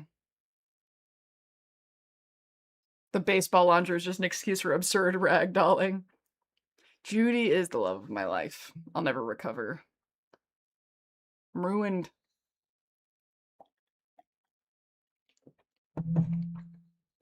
But dudes are so obsessed with Pan Am, though. Like, I saw this video recently where he was like, you need to play male V so that you can romance Pan Am. And I'm like, why are dudes so... I mean, I like Pan Am, but Pan Am is like the kind of girl that I would date, but shouldn't. When Judy is the kind of girl that I should date. Pan Am is intense. Maybe she's fire. Like it really really surprises me that guys like her so much because I feel like in real life they break up with girls like that. I don't know. She seems really like I don't know, she plucks my nervous system in a not comfy way. Like, I would be best friends with Pan Am. I don't want to make it sound like I don't like her, but I'm really surprised that dudes want to date her. You know how in Fallout 76 the lunchbox replaces the bloody mess with confetti? Wouldn't it be cool? Yeah. Um, I love that you said that. Funky Deathclaw buttons. That is, was literally just discussed. I literally just sent a message before this stream to Atlas. Meredith Stout, yeah! Meredith Stout, who is Gillian Anderson. Gillian Anderson is who should play Meredith Stout if there was a movie. Also, recently I saw a video on Cyberpunk that out in the desert, there is a reference. Yeah, yes, there is. And I have that point, that area is saved so I can fast travel to it instantly. If I wasn't already putting so much pressure on my PC right now with this stream, I was like, I could literally like open that up and show you that. It's very, but actually it's been a while since I opened Cyberpunk, so I probably have to like, that's the thing about being into modding stuff, is that you have to update it. Like if you go a long time without opening the game, then every time you open it, you have to like upgrade and update all of the thousands of interconnected mods that are dependent on each other, and every time I'm like, I'm gonna make it less convoluted this time, but you can't help it.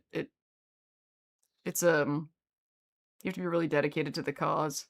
I installed and opened Skyrim to get a couple shots that I've used from it in a couple videos. When I was talking about the guy from Bethesda, he also worked on stuff in Skyrim, so that was another kind of reason that I wanted to record stuff in Skyrim. And I was like, I'm not gonna need to mod anything. I just install the game and just open it. But I can't help myself. I can't, like, it's like once I start playing the game in the buff, in the nude, I'm like, I gotta put some clothes on it. So there's a scene near the end where Panam says she is coming to get you. Yeah. I know what part you're talking about. And yeah. That is, I know exactly what moment you're talking about, and that is, I get it. Oh, and yeah, and her jeans and the butt is like, you can't not notice it. Mike Pondsmith has said he is a Fallout fan, at least of the older games. Yeah. I think there's so much, especially in Dogtown, in the Phantom Liberty expansion. I was like, this is what Freeside should feel like. And the TV show kind of captured that, I feel like, up-resing Freeside.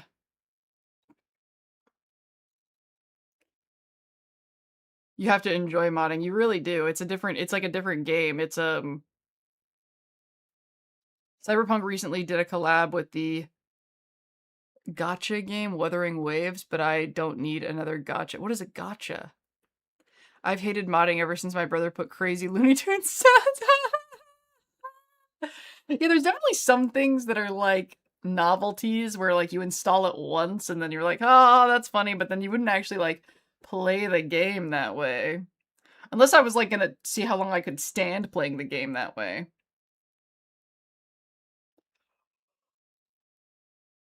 But I feel like especially with like older games or things like New Vegas, I can't help myself but to, boost textures, boost menus, especially because I really can't stand anything being inconvenient ever. I felt the same way with Star Rail. They did a collab with Fate, and I was almost tempted into playing it to get them, since I love FGO so much. Fallout 76 is almost a gotcha. They tempt you to spend on skins and non-pay-to-win stuff. Bar! Bar! Yeah, and probably bar buttons, too. Oh, but I really wanna do I think the first, other than the Atlas Omnicorp, and we gotta make the Omni Girl, buttons as well. But, one of the first ideas outside of the Atlas Omnicorp thing that we talked about was, bar. Like, actually using the word bar, like the way that we have it in the Feral Cools Discord, um, as an emote. Um, but also, 8515. Do you guys remember that? What, 8515? This might be an interesting sort of sales. Oh, Mr. House I voted button. That's cute. I'm actually kind of down for button idea brainstorming.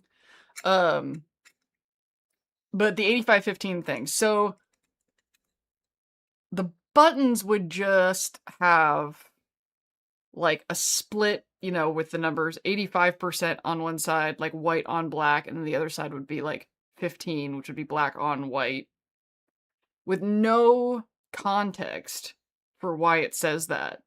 And then if somebody looked at it and was like, what is this 8515 thing about?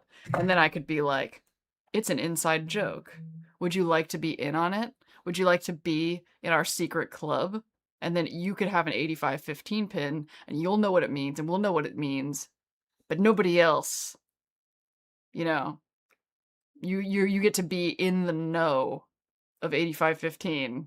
And if anybody remembers what this 8515 thing is about, I did a post about it on the YouTube channel a while back. It's from this movie, The Atomic Cafe, which is original, not narrated newsreels and footage from Cold War duck and cover era.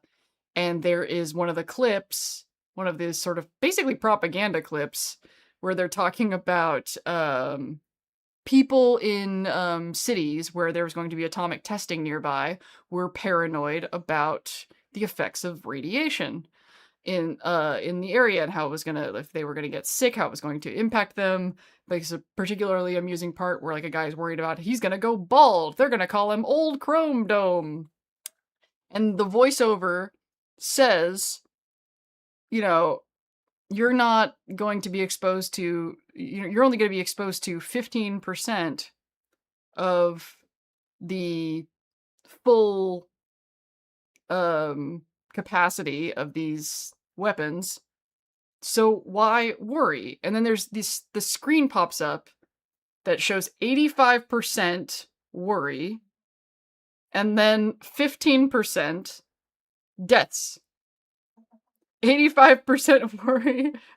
And it's really, and it just really struck me as like this ridiculous, like a really like hilarious example of taking like a really complicated issue but boiling it down to like this really, really, really simple, sort of catchy, marketable, you know, and it's basically become an inside joke with me and Atlas and Kiwi ever since, saying why 85% worry when only 15% deaths. And it's so unclear what those numbers are actually pointing to.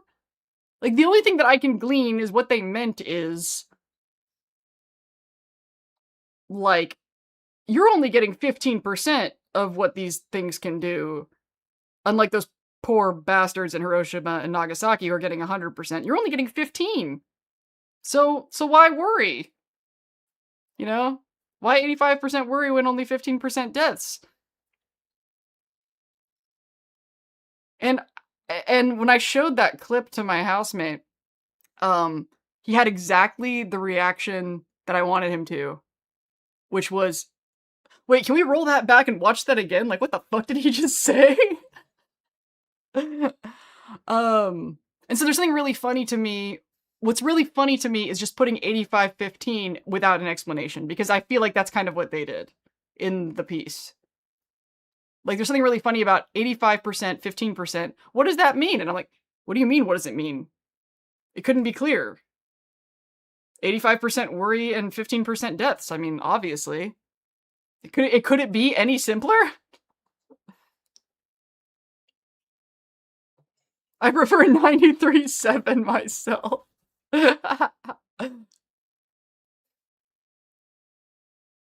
Oh, the preserved pie, yeah. And that actually has been that has been discussed. Where do you? And the Nuka grape. Like, we have all these, like, Lindsay's Fallout, Feral Cools buttons ideas, but this is stuff that we gotta sell at Mojave Mayhem.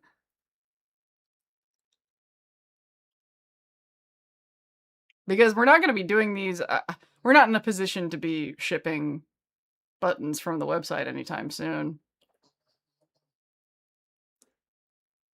The irony is that the only other game I play right now is a Gotcha from China. Oh, Nuclear Winter as an independent game. The problem is online games is the server thing. That's the thing about online. Like, I think I was talking to somebody about this recently, and they're like, no, it's so stupid. If I pay for a game that I want to just own it, I don't want to have a subscription. And I'm like, yeah, but if anything is online, that means there's a server continuously running it that needs to be funded somehow.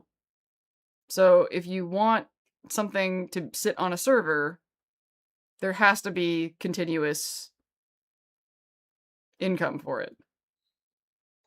You know, it's not like the old days when it's not like buying a book where there's this physical thing that you have that's not connected to something else. Is Fallout imagery copyrighted? Certain things are. There are certain things that are trademarked. Like, I don't think we can put the Nuka-Cola logo, or at least we're not supposed to. There are certain things that, because actually this is kind of similar topic to what I was saying about online subscriptions, is everything that they can stop us, that they can like trademark and stop other people from selling, they have to like renew that every few years. And some things, it would just be prohibitively expensive to renew the copyright or trademark for like JIT, for instance. Like, it's too expensive. Like, there's a degree of sold fan work things where literally the fans won and can sell it because the amount of effort that it would take for these companies to stop us just isn't worth it. I think the modding is a similar thing. It was basically like the age where companies could, you know, swing the ban hammer and stop fans from. I remember Disney was particularly aggressive about that sort of thing. Like, you couldn't print out a picture of Mickey Mouse and put it on the wall of your classroom if you were a teacher, for instance, because Disney would come after you. They were a lot more aggressive. But now, Melanie Martinez just released a song called Disney Princess, and nobody's doing shit. Because with the internet, the worldwide distribution of Rule 34, and they just can't stop us. So they don't. And I think Bethesda in particular recognizes the value of letting fans run around. Damn, sometimes it feels like fans are more protective of preserving the Fallout brand than even Bethesda is. You know, the autistics in the Fallout fandom will not let scope creep happen to what Fallout is.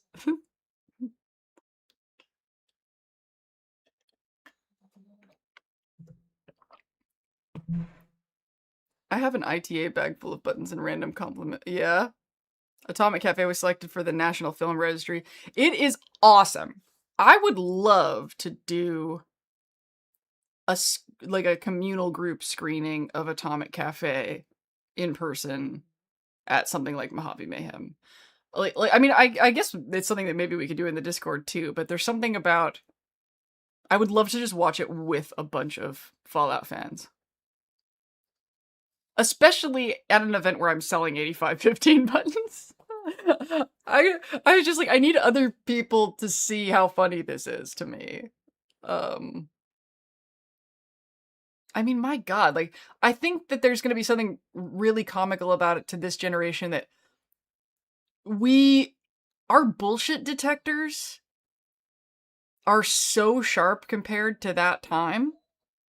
It's kind of staggering. Like, there's a lot of paranoia. We were talking about AI earlier. And yeah, like it is, we've gotten so advanced on fooling people and lying to each other. But because of that, this like proto propaganda looks so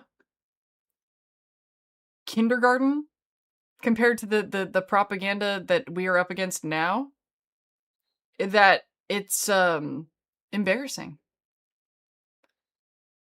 Oh, I haven't even talked to you guys about the bunker that's near my house. I guess I kind of talked about it a little bit in the Discord. But you could actually watch this whole thing on YouTube. There is a Cold War documentary called A Day Called X. And this was so here in Portland, they built this underground shelter as sort of an information hub that if there was an alert or a warning that the bomb was coming or a bomb was coming, that this would be a place where the mayor and the, you know, like, in every movie, the control center that is somehow, not gonna get attacked by the monster. There's always these people in there that are weirdly safe with all their little computers. It's like that, but in real life, in this bunker. And this movie called A Day Called X, um, it's like 30 minutes long, so it's not like insanely long. I'm watching it, it's incredible because they managed to get like the whole city of Portland on board. When was A Day Called X made? Yeah, maybe like the first paragraph of this Wikipedia page could do this more efficiently than me. The Day Called X is a dramatized CBS documentary film set in Portland, Oregon, in which the entire city is evacuated in anticipation of a nuclear air raid after Soviet bombers had been detected by radar stations to the north. It details the activation of the city's civil defense protocols and leads up to the moment before the attack. The ending is left intentionally unknown. I was wondering, are they gonna like show a bomb dropping at the end of this? I'm like, how are they? But yeah, they leave it hanging at the end. The operations were run from the Kelly Butte bunker, which was the emergency operations center at the time. It was filmed in September of 1957 and aired December 8th of that year. So Kelly Butte and the Kelly Butte bunker are walking distance from my fucking house. This direction. I have terrible sense of direction. It is this direction. It literally, if I go through the butte, through the mountain, it takes me like 20 minutes to get there, 45 minutes if I go around the outside. I had walked by this area and got sort of this weird feeling, like, what is back there? What is up there? And there is a restaurant that is at like the foot of the butte. If you follow the Gayest Showman Instagram, I have posted it to my stories, I think. Did I ever post Jenny's Sacred Ground stuff? And I asked the owner about the butte, and she told me that there was this bunker up there. And, ooh, Puggy Pug! Oh my god, that's cute! Thank you! Oh my god, that's so cute! Oh, there's a sleeping pug on the screen that was sent to me. Oh, it is showing up on the thing. Okay, good. I was gonna say, like, that'd be so sad if the pug, heart. Oh my god, that's so cute. Thank you, Jonathan Albert, for the 680 jewel pug nap. That put a big smile on my face. So yeah, it was her at the restaurant, Jenny, that told me about this bunker, and given my area of interest, I had to go find it. And I have posted in the Feral Cools Discord. I think I put it in the My Dinosaur channel.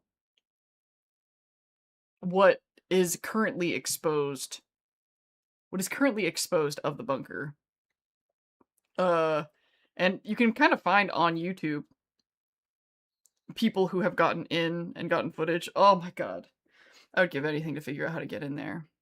But they poured dirt all over it because it was becoming sort of this shady, like, you know, the kind of area that either teenagers are partying or houseless people are camping. But there was, it's got a really interesting history, and I love the Kelly Butte area, and I love that it's right over there. I've been really busy this week, so I didn't get to go back up, but hopefully I'll get back up there at some point this week. It's also been really hot, but it's kind of my favorite place to camp, hike, exercise. I just can't believe there's a fallout bunker that close to me. Sounds like a job for a shovel. I think there have been people that have come back to see, to try to, like, get back in there. I would love to see some legitimate funding come to convert it into some sort of history thing. Ugh, and there was a mural down there. Ugh. I want to get in there so bad. And it's funny, I went up there with my buddy Doug, and I really thought, because Doug is a lot older than me and wiser, he's much more of a grown-up, that he was really gonna, like, discourage my fascination with the bunker and be worried about me getting hurt or something, but no, he was, like, all about it. He's like, "Nope, I'm not worried in the slightest." I almost killed him up there, I swear to God. I, took him down an unsafe route, and he was like he was like the horse in Beauty and the Beast, and I was Maurice. And I was like, "Ooh, let's go that creepy direction." And he was like, "I don't know if we should go the creepy direction." And he was right. We shouldn't have gone the creepy direction. And we like slid down a steep hill, and he ended up cutting himself. And I felt like the worst person alive. And I spent like days like peeling all the nature out of my socks. But you know, I wasn't staring at a screen. I was in nature, which was a huge step into maturity for me. The cafeteria at the center of science and industry in Columbus, Ohio is called the Atomic Cafe. Nice. It's been interesting watching the transition from the Cold War. Honestly, a lot of folks were expecting nuclear war any day till the Berlin Wall fell. And isn't it funny how like we're not worried about nuclear war anymore? I mean, we're worried about who has nukes, for sure. But it's almost like enough people have nukes now, and mutually assured destruction has been sort of in place for so long that it's like the one thing in our fucked up violent world that we've all just kind of gone, okay, can we all agree that let's not do that? You know?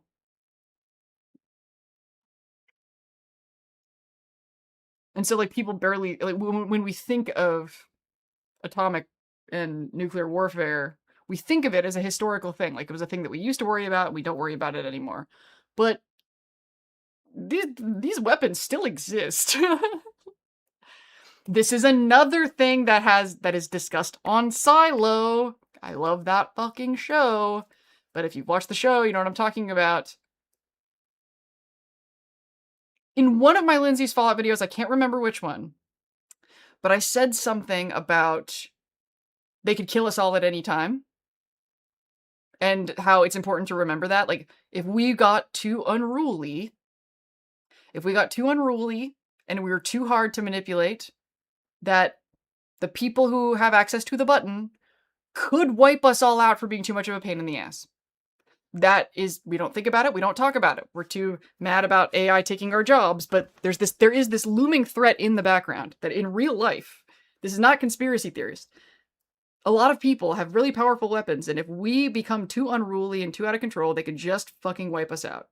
That's why kind of the Second Amendment people can be kind of a joke, because they're like, we want guns to protect us from the government. The government could just wipe you out. Like, your rifles are not, your AK-47 is not going to protect you from a nuke. And if you've played, we talked about Cyberpunk 2077, there's a reference to this idea. If you, this is so early in the game, and it's also kind of a side branch, it doesn't feel like a spoiler, but, the head of Arasaka, if you, get into his AV, there's a shard that has, like, his, like, diary journal entries, where he discusses the possibility of just wiping out Night City because it's becoming too much of a pain in the ass. And I think that that is in the game, referencing what I'm talking about. And without spoiling and going into details, if you are watching and have watched the show Silo, What I'm saying sounds very familiar to you probably, because this idea is very relevant to the overarching plot of Silo. And I think it is incorporated in the show for the same reasons I'm saying. It is never talked about, but it is something that we should all be, I think, aware of. I think it's a part of being a mature adult in the modern world that to be aware that and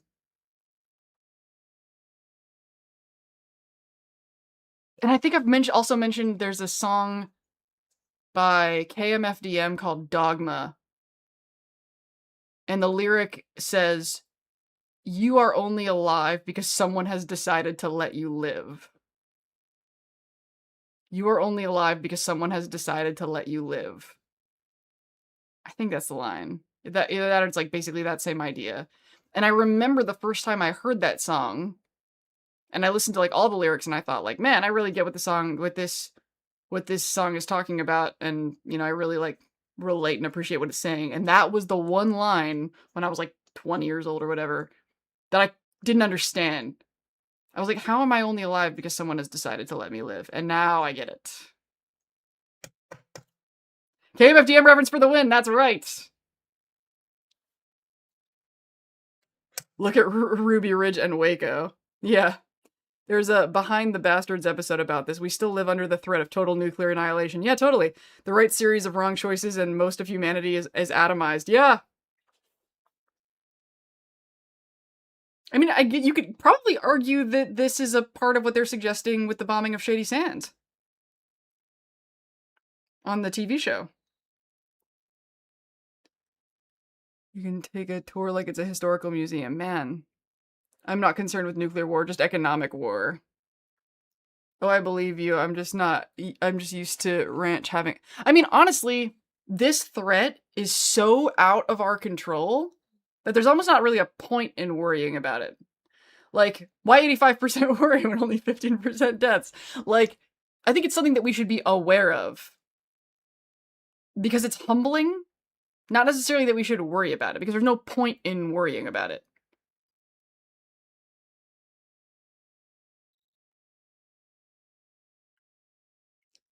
Nukes aside, I giggle every time I remember and see the meme that each fall Midwest area technically becomes the US's largest standing army due to how many peeps are out and about with guns.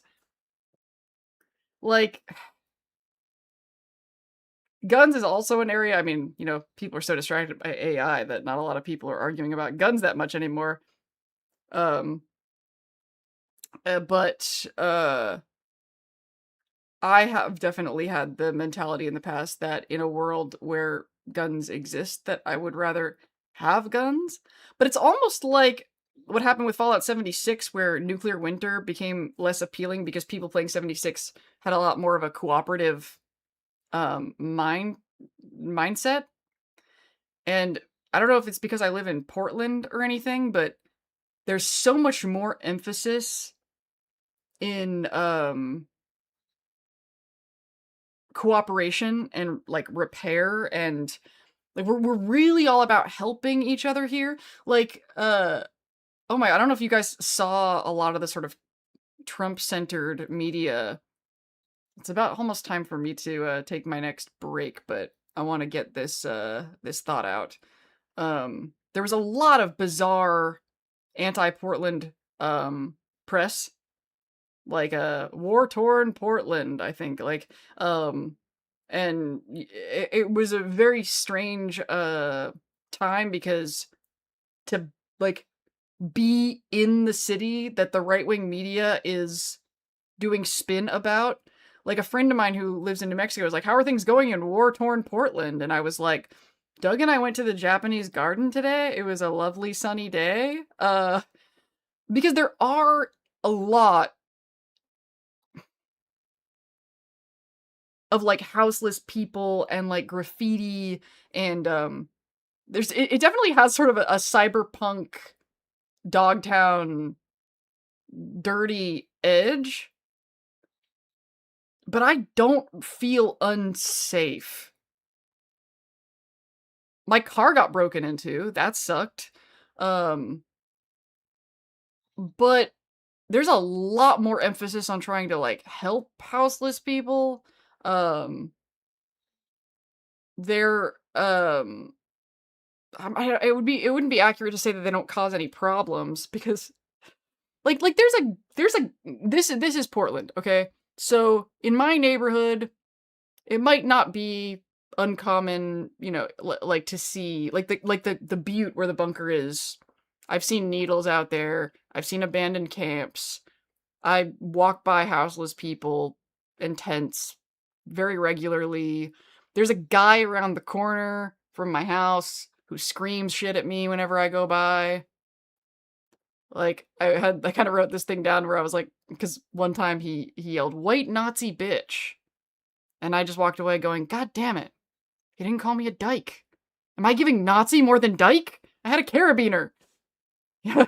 So it has all of that, but then also there's kids playing in the street and an ice cream man and um the other just today, if you see on the Gayest Showman Instagram, I think I put something in the pictures of me in front of sunflowers. I put something like, you can see the moment where I'm talking to my neighbor because while I was like taking selfies by these sunflowers, um my neighbor came and stopped me and to see if I was okay because I had mentioned that I kind of got a little bit depressed when I was going to reduce this stream to once a month.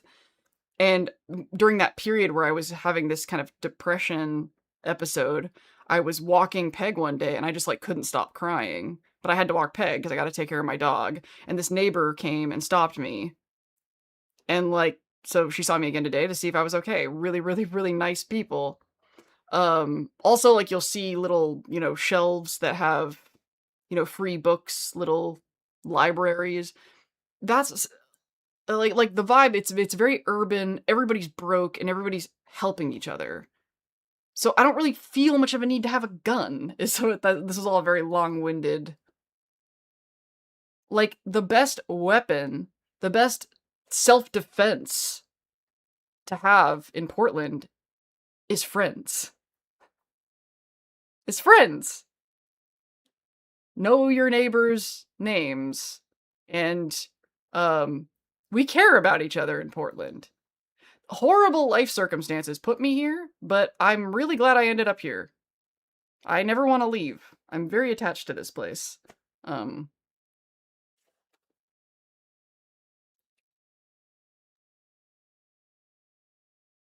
I'm saving up to get a can for my Beretta. Like, probably the way that the world is going, I might, like, I'm not anti-gun by any means. I grew up with guns. I think that a lot of, you know, I grew up with and around guns and shooting in a very gun family. And when I moved to California, the assumptions and the things that people say about guns and the assumptions that people have about guns are bonkers to me. Like, I never, there were a lot of things about my family that made me feel unsafe. I don't know my family anymore because I cut everybody off. And when I think about all the reasons I did that, the guns don't even crack the top 100. I never felt unsafe in the house because there were guns there. I was very, very deeply taught to fear and respect guns. That I never like people like who have these very anti-gun, like they think that we think it's a toy and that we're gonna grab it and shoot ourselves. Like that idea was so is so ridiculous with the way that I grew up. The idea that any of us would have accidentally harmed each other with that gun is so silly. It's like saying, like it's like it's just as silly as somebody being like, you don't want to have an oven in your house, or your kid will climb in the oven and cook themselves. Like, no, no, never once did the idea ever hit my brain. I'm gonna turn on the oven and climb inside of it. That would be insane and stupid and dangerous. Like, um,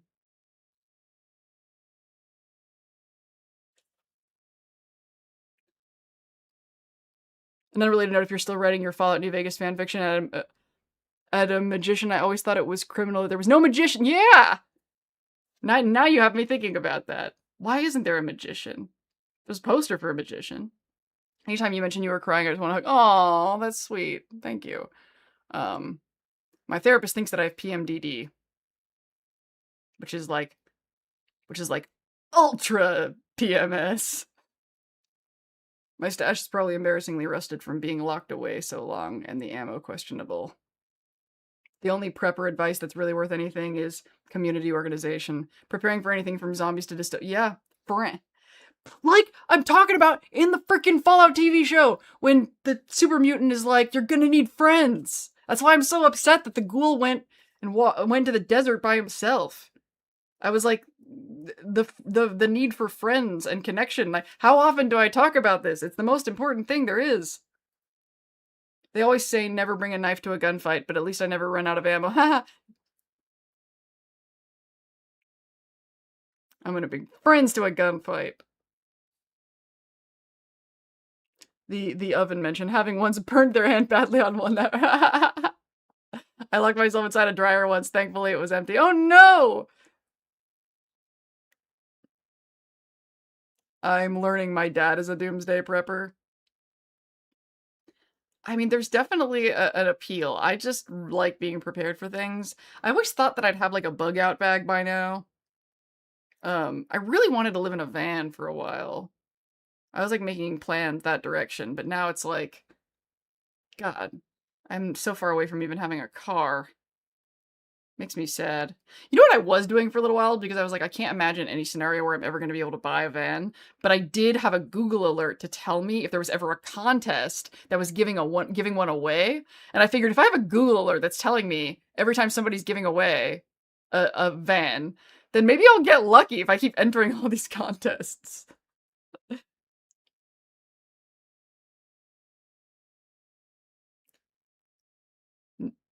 Never start a fight with 7 men if all you got is a 6-gun. Yeah, how about never start a fight with a government with nukes if all you have is a semi-automatic? I'm not a prepper, but I do try to be prepared, so I do keep basics in case stuff like power goes out or bad weather. I tried making a bug out bag. I kept dipping into it to buy pizza. I'm gonna have to make friends with people who have, like, survival nature skills. I don't know what I'm gonna do.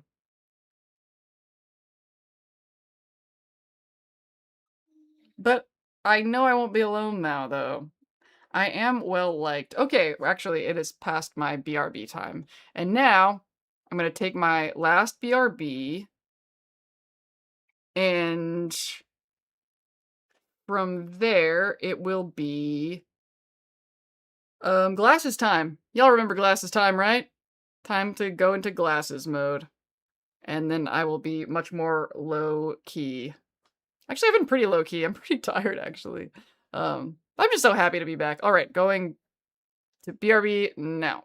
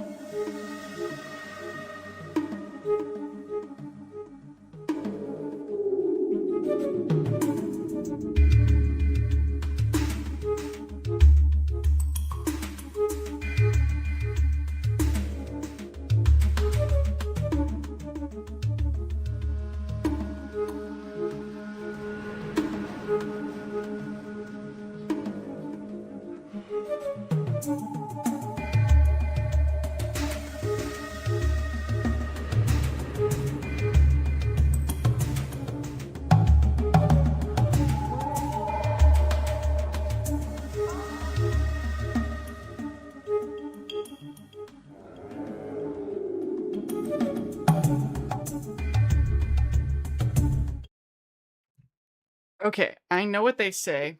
That blue light is supposedly, like, bad for wrist, but everything in my brain says that it's chiller to have the lights be blue. I think maybe turn Heaven's Night off.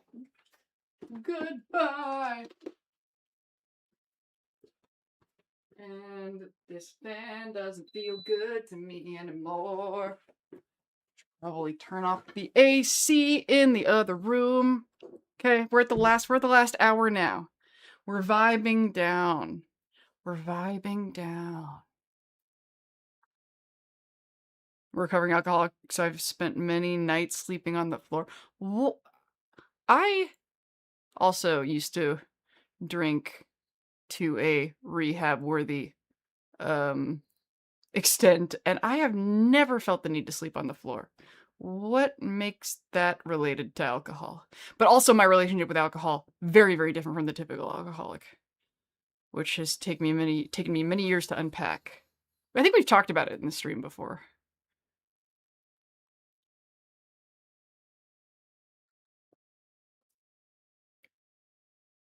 Stuck under a waterbed? That sounds horrific.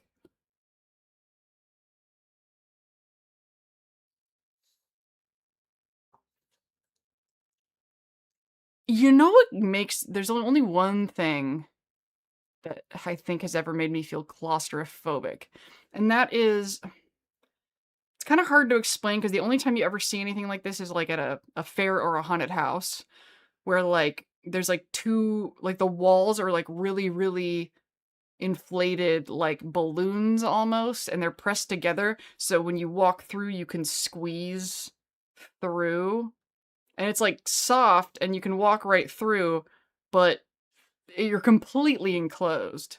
And that's why they have them at like haunted houses and stuff like that, because it's a really strange experience.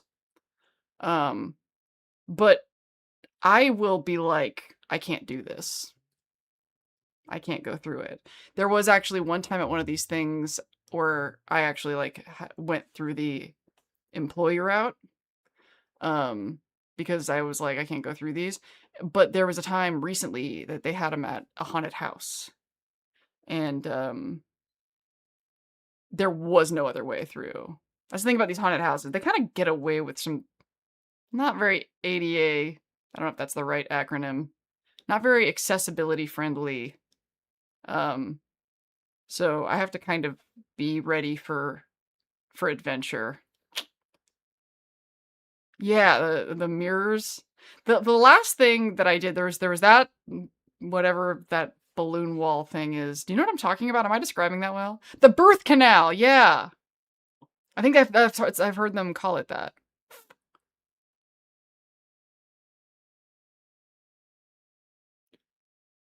But the other thing other than that I was like, I don't think this is safe, was a fun house that had a tilted floor. It wasn't like a straight floor. I was like, this feels really not legal for them to make us walk on this. It's one thing when nature does it, but when civilization does it... Yeah, I picked the right... I need to trust my brain more. I'm like literally aging faster by constantly double checking my own thoughts, which is why, going full circle to the beginning of this, why I always talk about how you know, ChatGPT for me was like the Terminator for John Connor. Like, yes, it's my destiny to fight the machines, but I really fucking need the help of this machine right now.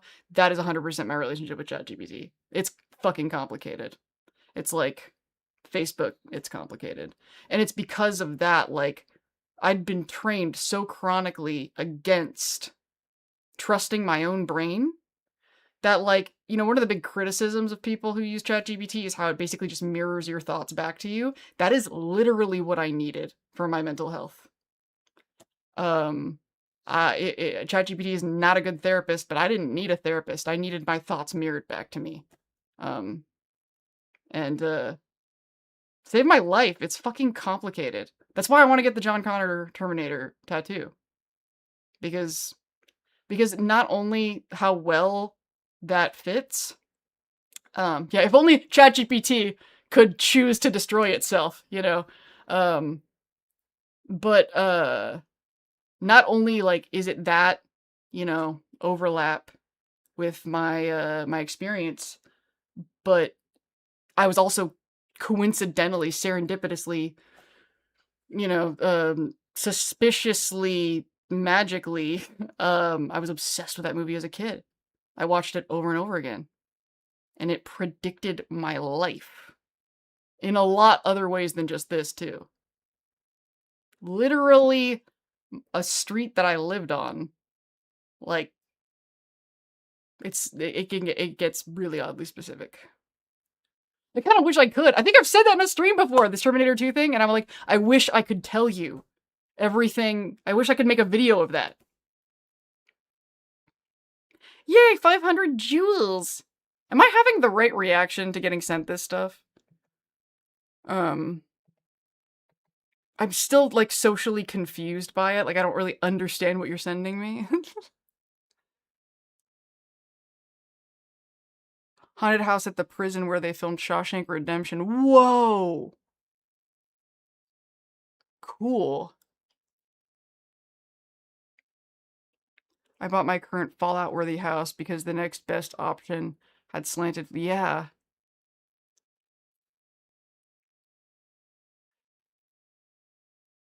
I think I might get you Terminator 2 stuff to a degree. Yeah. It's, it is complicated. It's complicated to, like, recognize that something is bad, but also... I mean, why do you think I talk about karma hits all the time? You know? Because there's, like, some times that... Like, there's some times where you have to, like, dip into the dark side, dabble in the dark side, but that doesn't mean you can just be all willy-nilly and that morals don't matter. You know? And my autistic brain needed a fucking framework. I fed a ton of quarters into the... Yeah! I just got the ad for the AI Ook app. Has anyone gotten it? What is Ook? AI Ook? What does that mean? No, you're a typo! My cyberpunk playstyle?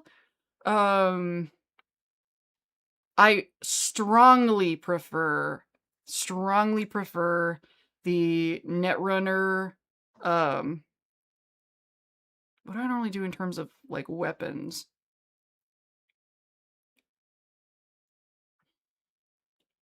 I love Mantis Blades. Mantis Blades, Netrunner, the Mantis Blades I think are new for the game. I don't think those were in... God, they're so fucking bitchin'. That was what I wanted. If you guys have seen, like, the mascot for the Dinstopia YouTube channel. Oh, man, that channel. The mascot is Potato the Cyberpug, which was because before Peg, I had a dog named Potato. He was intensely disabled, and I had kind of an inside joke with myself that I would just replace his parts forever and that he would never die. He did die. But he lives on as the mascot for the Dinstopia channel. So if you look at that channel, you'll see this pug with a bunch of, like, cybernetic parts. But the original idea, and I never made this, maybe this will be an Atlas Omnicorp product one day, but I wanted to make a t-shirt that said Cyberpug 2077. Is that not hilarious? That's, like, Potato the Cyberpug. He was supposed to be Cyberpunk 2077. That is still a great joke.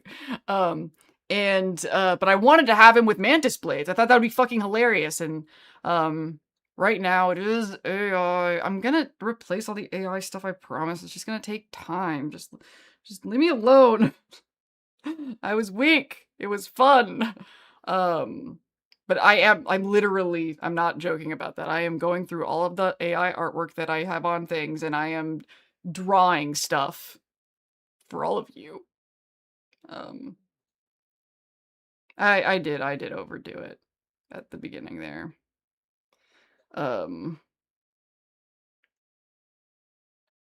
2077, yeah, I even like got the fonts and everything. It was gonna be a really cool idea.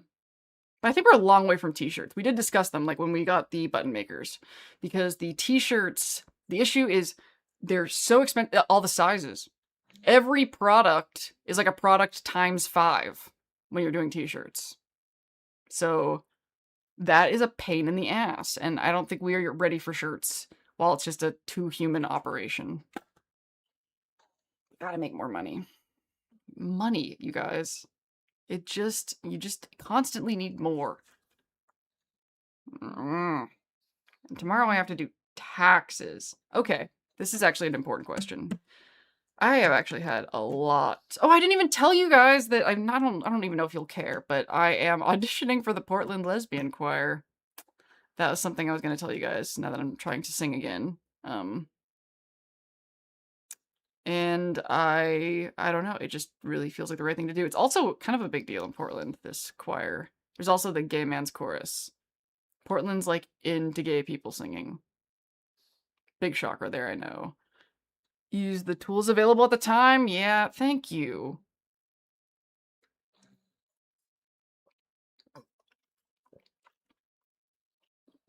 This whole transitioning, but yeah, the overall point is that in de-emphasizing this, I am emphasizing things that I'm doing in, like, life. Like, in meat space with the other humans. And also I'm doing a lot of networking for, you guys are aware that I've been involved in the adult industry, and I've been working for Foreplay Films for 9 years. And I just talked to them about expanding my role, and that is going to require a lot of in-person networking. So I'm going to have to go to a lot of very interesting parties and talk to people, because if we're going to shoot stuff, we're going to have to find humans. Humans with OnlyFans accounts in Portland. So let's make friends. But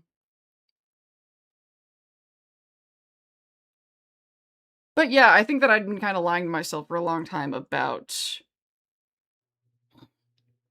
like, I've been doing this. Okay, what I normally do for Foreplay Films is like editing and a lot of, visuals and visual concept stuff. And man, and a lot of technical heavy lifting. And I'm very secure in my position in what I do, and I'm the best at what I do. But it's not satisfying creatively. It's not satisfying because, yeah. But neither of us wants to risk our position. Like, she doesn't want to risk my position as an editor, and I don't want to risk my position getting paid to do a job. So, I basically just kind of have to prove I can do other things.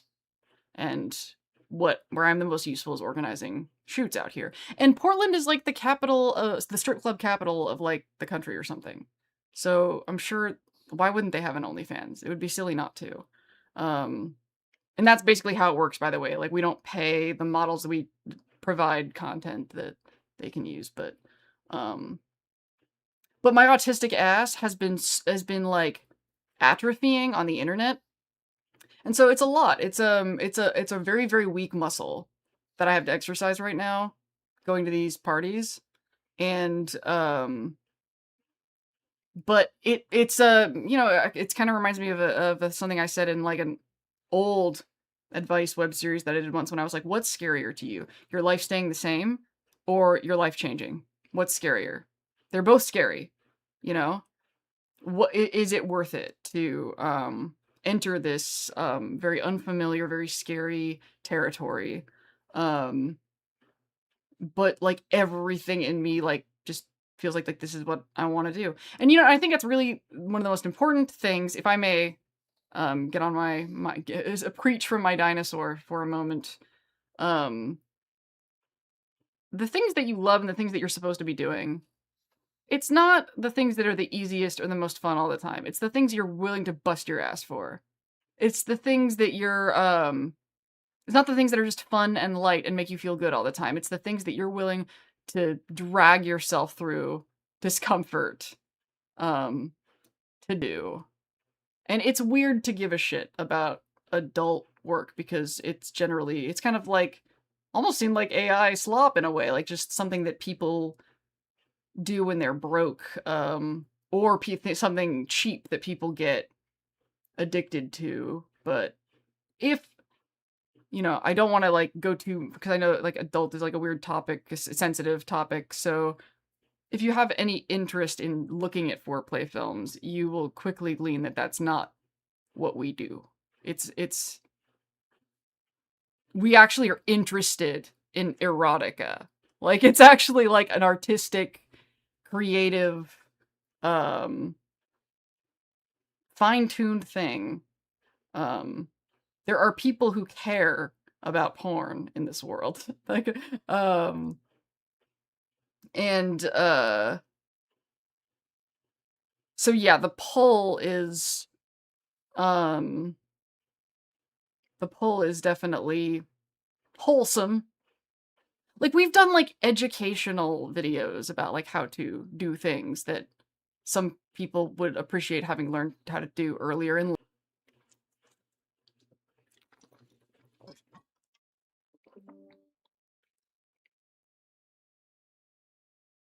Don't get blindsided by all of the pretty lasses.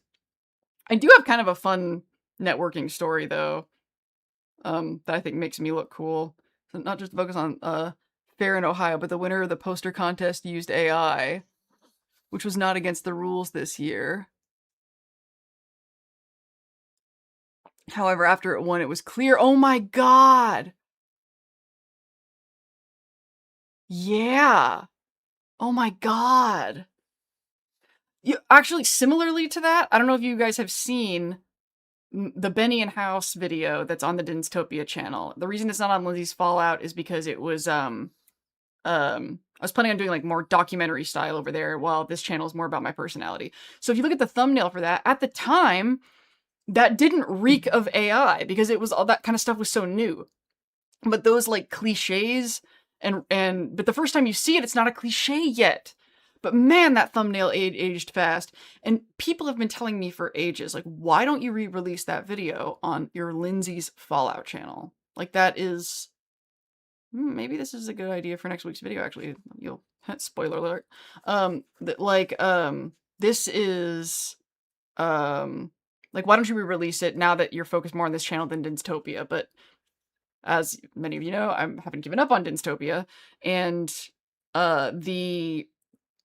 and also I have this thing like, it's done. I already finished that video. I want to move on to the next videos. It was a decision that was made at the time, but it's been mentioned to me so many times because I think, especially for my more Spectrum-y friends, they're just like, how can you have that very Fallout video not on your Fallout channel? It itches. So, you know, this reality itches. But now that the AI that I used on that video has not only aged how it looks to the eye, but also it's not good for my reputation as a content creator. I'm like, man, if they could take down Hank Green, then I really need to make sure that, you know, I am implementing these tools responsibly. I need to look deeper into that Hank Green thing, because I can't imagine how shitty the writing must have been for him to, like, I am not worried about, because I told you guys about my thesaurus thing. I'm very clear about how I use it. There's no part of me that like is worried that people are going to be able to tell. Maybe with some of my written stuff, I'm worried about the witch hunt because I used M dashes before, and I'm not going to give them up just to prove I'm not a robot. Some of the stuff this how to not look like AI is like literally telling people to make grammatical errors. I'm like, I'm autistic. I will write like a robot because that's authentic. But anyway, like, going and de-AI-ifying the Benny and House video is a worthy reason to finally bring it over to this channel. So that's what I was getting to, could possibly be the next video. And something else, and I think I've brought this up before, is when I made the Benny and House video, I didn't have a live-action Mr. House to reference when I'm talking about pre-war Mr. House. So that's AI, you know? But now I actually have pre-war Mr. House footage, which I think is actually the first thought that I had when I was thinking about possibly doing this Benny and House. And if you don't know what I'm talking about, I made an excellent documentary about the relationship between Benny and Mr. House. And because the bulk of it happened outside of the game, and because New Vegas is not as easy to stage scenes in as Cyberpunk 2077 was, I used AI like a jackass. There might be some clips in there that I stand by and leave them in, especially because I'm not doing any more damage if the clips already exist. There's actually, there's, I don't have Benny footage, so there's a lot of Benny AI, and I actually worked really hard on his face, so I might stand by Benny's AI face. Because I humanly worked on it! It was like a mixture of like different... I'm shutting up now before I ruin my life. It said, come with me if you want to live, and I wanted to live. But there is stuff that was just dicking around, so, you know, I will de-AI-ify most of it. I think that's one of the reasons I've been procrastinating doing this, is because that's going to be a lot of executive functioning, deciding what I'm going to swap and what I'm not. Hangreen spread too much and got careless. You've been transparent, he wasn't. There was a difference. Damn it, he got sucked in. And this is actually something going back to the adult industry stuff too. The amount of pressure to put out more content. So if you're like us and we put effort into the content and we want it to look good and have good stories and have good editing, then you're not gonna hit the mass amounts of coverage. Like, it's just... It's really, really hard to try to do anything adult that is trying.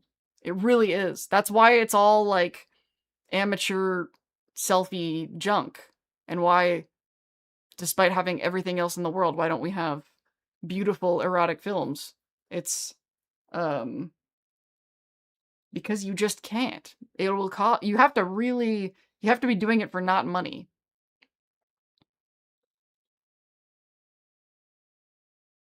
How about you meet us halfway and release the video with added commentary on what your thoughts are on it now?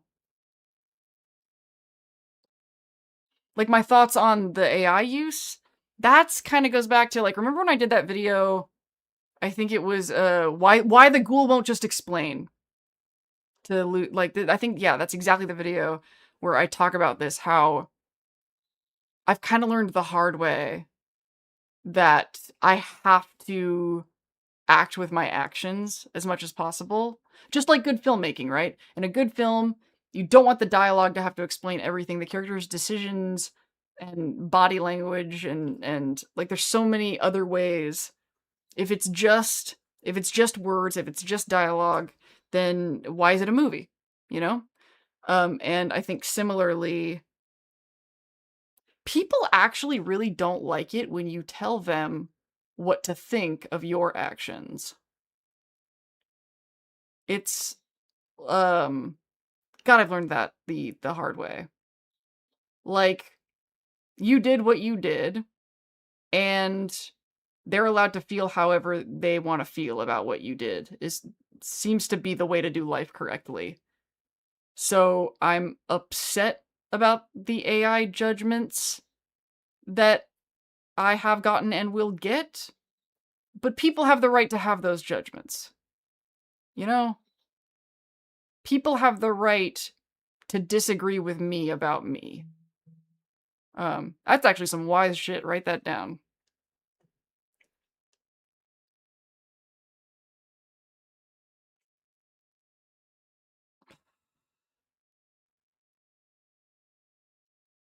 TikTok notifications, which I need none of, but I will deal with that later. Okay, 8:25. I'm gonna sign off at 9. This is what I would love. 36 of you that are still here, or however many of you are actively chatting. First of all, are you having a good time? That'd be so much more fun to do if this was physical in real life. That's why I'm trying to spend more time in the real world. Are you having fun? I'm having fun. I am really tired, but I don't know what I'm gonna do about how tired I get doing this. Like, I'm happy, like, I'm in a good mood, but, it's funny, even, like, I'm doing a lot more stuff, like, outside and, going out and doing things in person, but sitting at this chair is, like, more exhausting. It's so ironic because 'cause I'm so autistic and I'm such a nerd, but I'm, like, not really built for this life. Um, awesome, okay. So, I really benefit from watching something before going to bed. And even if, blue light is bad for you, um, I've been watching TV to sleep since I was a child. I think that programming just sort of counteracts whatever's healthy for human beings. I have a harder time sleeping when I don't watch something. I want you guys to hit me with suggestions of what is a nice movie is my preference for bedtime. Something that is self-contained and ends that I can like just disappear into and it's not like a commitment. Um that is where I'm at right now. Cuz I have too many personal continuous like there's like the foreplay film story arc and then there's y'all and then there's whatever the Atlas Omnicorp, there's a lot of I'm in a lot of real life TV shows right now. Yay, Carbal Snarky's back! Did you hear that I just said about I'm looking for nighttime movie recommendations, preferably newer movies, unless it's like an older classic, but something that feels like I'm, aware of what current humans are currently creating. Because now is the only thing that every human being on Earth has in common.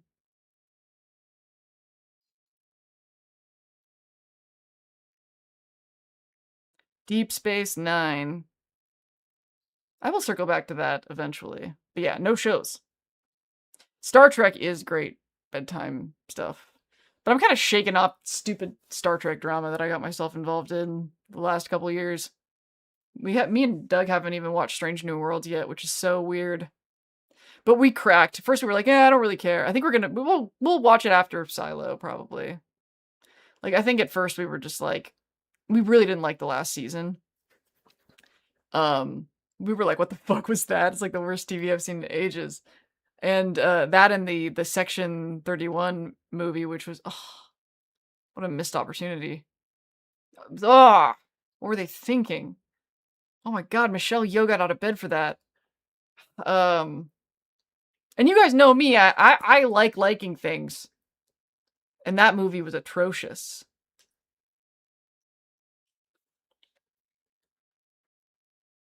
The Black Hole? Been a while since I've been able to say hi and pop in for a stream. Yay! Yeah, you're the only person who's watched The Dens. I'm actually going to enjoy telling you this. So I have this thing that, I prefer to go by Dins, like on a personal level. I think a lot of you know that. Love Us Bug Us is the only person I know, or only feral cool that watched my web series called The Dins. in 2013, which it was called the Dins because guess why? Because that's what I go by. The thing is, like, as an adult, I still, well, actually, my whole life, I've always been in the habit, basically what's always happened since I was like a child, is I introduce myself as Lindsay, and they go, oh, this is Lindsay, and they meet me as Lindsay, and then organically over time, everyone would end up calling me Dins. Because they'd hear my dad call me that, or my mom, or my sister, or my best friend. Like, everybody who got certain close to me eventually would learn that name, and sometimes it would be the Dins, you know? Like, oh, it's the Dins. Like, it just was like, I was popular in high school. It's weird. Anyway, so I just never had to, but I still I've never introduced myself as Dins, and it feels weird because, you know, like when you're autistic and you get these, no, this happens with ADHD too, where you get like this sort of almost like choreography of what you do in certain situations. And so at this section of my life, ever since I moved to Portland, I would introduce myself as Lindsay, and the Dins transition never happened. So people would continue calling me Lindsay forever, and I would start to feel weird about it. And by the way, the channel being called Lindsay's Fallout and Lindsay Makes Videos is 100% related to this. I always introduce myself as Lindsay, and but then I started to but the full story arc of this never played out, and people never ended up eventually calling me Dins. And so literally, I swear to God, these past like 2 weeks, since I've been hanging out with people more often in person and less on the internet, I have made a switch, and now I'm introducing myself as Dins. And it feels so unnatural, but not as unnatural as being called Lindsay forever. And I'm just like, oh my God, like the way that this stuff gets programmed into our brains is fascinating. So just recently, and I think you also would have seen this on my stories if you're following The Gayest Showman, I went to this like cozy night thing, and I introduced myself to people there as Lindsay, and I caught it. And I had posted a story of all of us, I had their Instagram names. So I sent them DMs. This is hilarious. I went into their DMs and was like, I know I said my name was Lindsay, but I actually go by Dins. And they're like, oh, cool, no problem. And I felt so stupid, but I feel like there's like a weird growth in that, because old me would have just been like, well, I introduced myself wrong and it's set forever. But I was like, no, I'm like probably going to see these people again. Like these people might be my friends, you know, I actually really like that place where I met them. So I need to tell people the right name. The only place that I just couldn't fully cave is on Facebook, because, you know, Facebook we're more like grown-ups and you put your full name. Like, it doesn't say like Dins and then my last name, it says Lindsay, and then there's a nickname thing in Facebook where I could put Dins, but at least I put it there. But it is so weird how weird it feels to introduce myself with that name first. It feels like I don't have the right to give myself that name. Isn't that crazy? Like, I feel like I can't be Dins from the jump. I have to wait for that. It's... How stupid is that?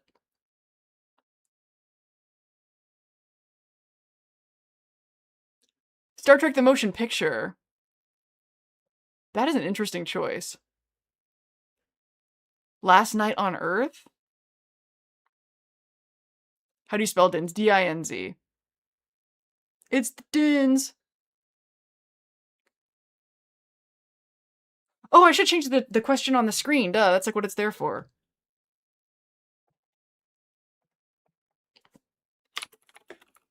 What should I watch tonight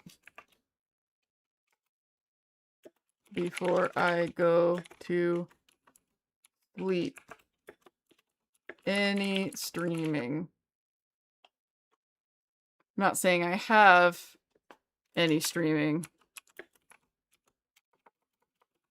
but let's pretend it doesn't matter.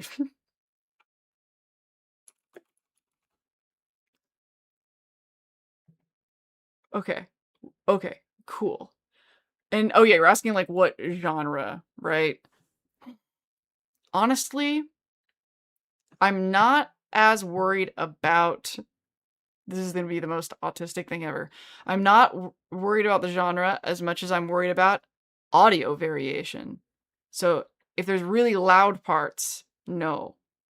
So chances are like a dramedy or comedy or something really dialogue heavy is probably going to be more appropriate. Um, so because it's like a going to sleep thing, so the volume can't go up and down. Like what I've been sort of watching on um repeat when I can't think of what else to put on is a playthrough of the game Night in the Woods, which is actually why I put that one of the reasons I put the Gaze Showman post when I said that Night in the Woods is the best game soundtrack of all time.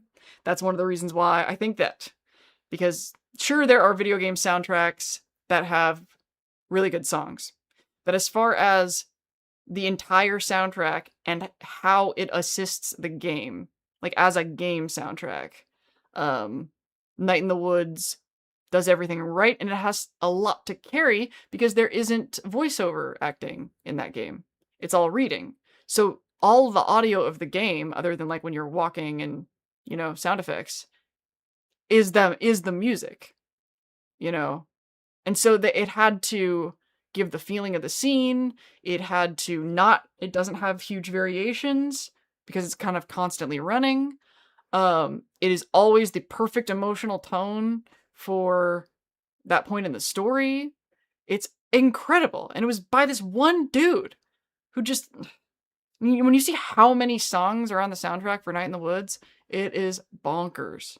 And honestly, what I was saying about like the variation of the volume, that Fallout is the opposite. Fallout is like really quiet, really loud, and I really wish Fallout wasn't like that, because of if the music was more even, then I could use it as sound beds for the videos.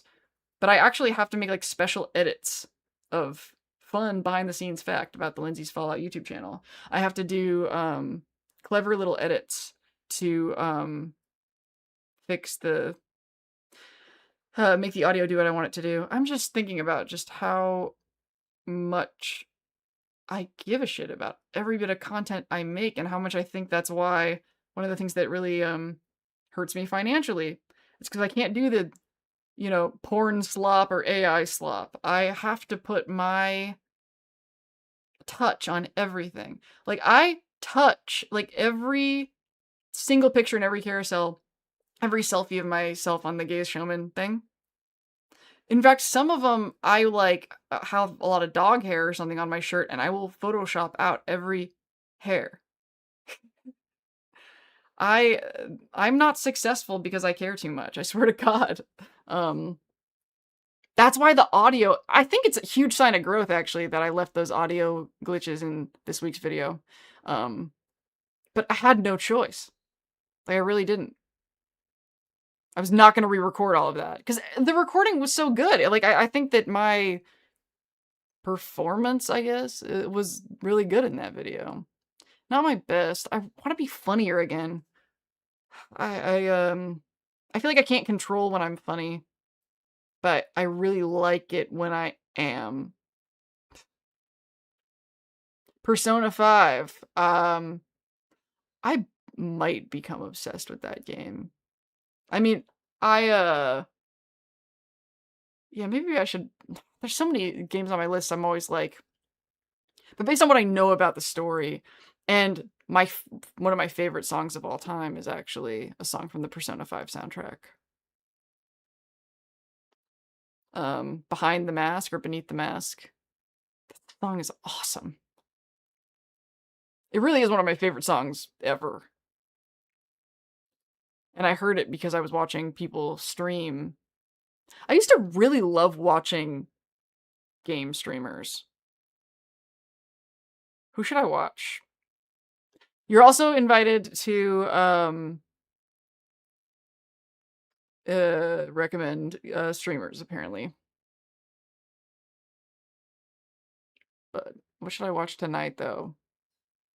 And for those who missed this, so it's got to be. I want it to be something relatively new, like came out in the past 5 years, and doesn't have extreme audio ups and downs. That is the um criteria.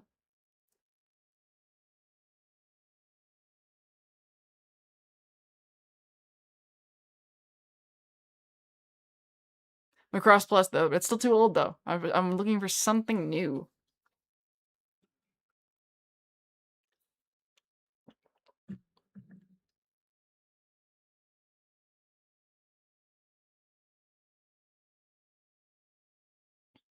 Oh, did Lord Nuke, oh, Jean Grey. Jean Grey is in the new Spider-Man movie? Was that the spoiler? There is an FNV video about dead money in the Sierra Madre that I find very relaxing. You can put... I don't know if that's my answer for tonight, but toss that in the Discord. I love Fury Road. Too broke for most new. Yeah, maybe that was too much to ask. The thing is, like, I've downloaded a bunch of... I have acquired a bunch of movies that I wanted to see, but they're all horror movies, and I don't want to watch them at bedtime, so I'm like, what am I gonna do? I have all these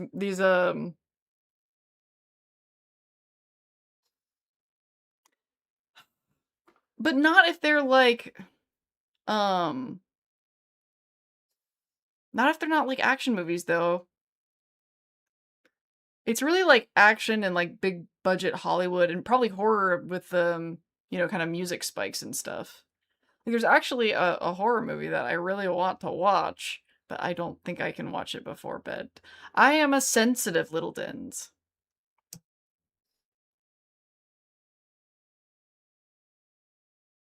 But that's one of the reasons I love horror movies, though, especially now. They're so good now.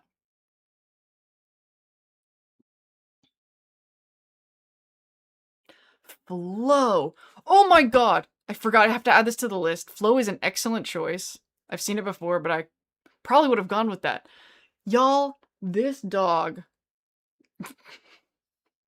will bark at cartoon animals of all kinds. It is incredible. Sometimes I'm like, I didn't know a dog could differentiate a cartoon dog. And I don't mean just like a cartoon dog that barks.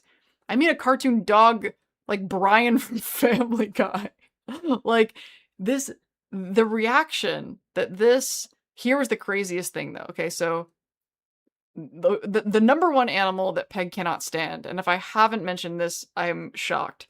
Peg hates horses. Peg will freak the fuck out if there's a horse on the screen. Like, it's literally a thing we have to check. Like, what's the likelihood of a horse appearing? Like, it actually got to the point where, like, me and Cody, we got on this sort of run with making up all sorts of jokes about horses being the worst. Like, there actually was a joke on Family Guy, like, when Lois is like, we're terrible people, and Peter's like, no, horses are terrible people. I'm like, I guess Peg picked up on that.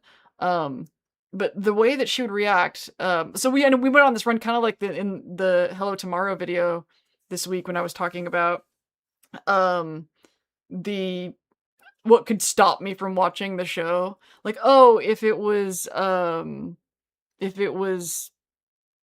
had Bill Cosby and J.K. Rowling, and we were kind of doing that with horses, being like, it's a Nazi horse, and just basically using every internet douchebag, like, oh, that horse definitely posts in looks maxing communities, and like, we would just like make up the trendiest things making horses problematic, you know, neo-Nazi horses and whatnot. So anyway, like, the way that this dog reacts to cartoon animals, however, 2 times where we were shocked that no reaction from Peg whatsoever, and I still don't understand it. One of them, apparently xenomorphs are fine. Xenomorphs are fine. We could watch Alien Earth and like chest bursters, and they look like animals. But like, Peg's like, no, that's an alien. We're good. I was like, okay. And that, so the horse joke with me and Cody ended up sort of expanding to like, oh, but xenomorphs are fine. But xenomorphs, like, the horses are up to no good, but the xenomorphs, no problem there. And I swear to God, this one is more mysterious, actually. And Peg, like, watched intently. It wasn't like Peg wasn't paying attention. The fucking horses of the ring wraiths in Lord of the Rings. Why? That is some sinister horse shit. But this dog, nothing, no reaction. They're in whatever evil, and I know you might be thinking of things like, oh, well, like there's things that are weird about their shape. Is it because they don't make the sounds? But those things have never been an exception before. Like the horse could not distorted, like you can barely tell it's a horse. Like whatever criteria you're thinking would make them an exception has not been an exception before. So I was like, the xenomorph thing is funny because it's not a real animal, so maybe that's the explanation. But the Lord of the Rings, that makes no sense. But it was kind of nice that I was clear to watch Lord of the Rings, but normally like anything that has an animal of any kind, Peg will not allow it unless it's a xenomorph. The Boy and the Heron. You're on the right track. I just don't want to watch it. But you're on the right track. Because that movie's not that old, is it? I think that's within our age range. Excellent job, but no.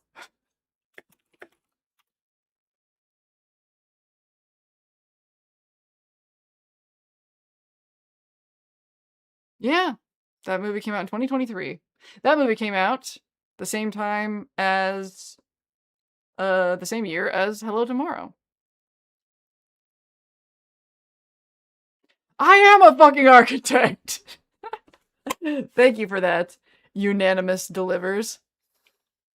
You know what? This is my stream. I paid for it.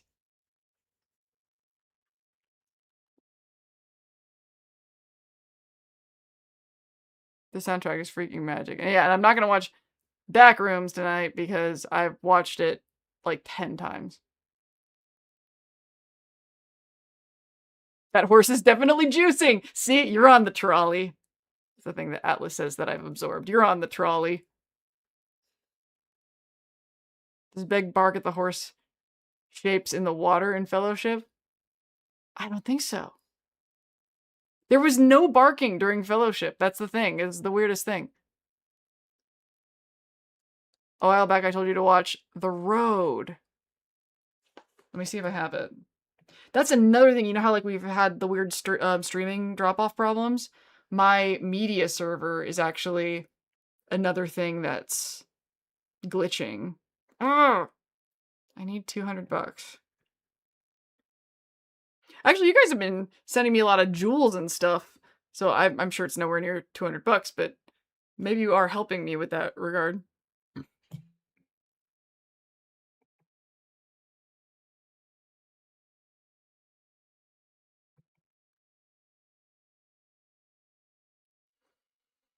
Oh, I mean, honestly, it's only like I mean, kind of a nice thing about the work that I'm doing with Atlas is I can literally sit there and go, I need this thing that is this amount of money, and that's this many work hours. So I'll just fill that many work hours with whatever it is we next need.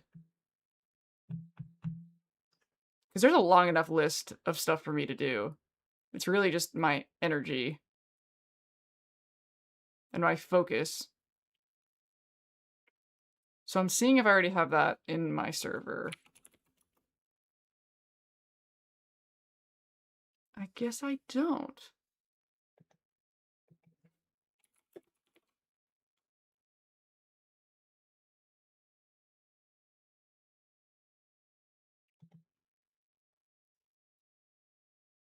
Oh, yeah.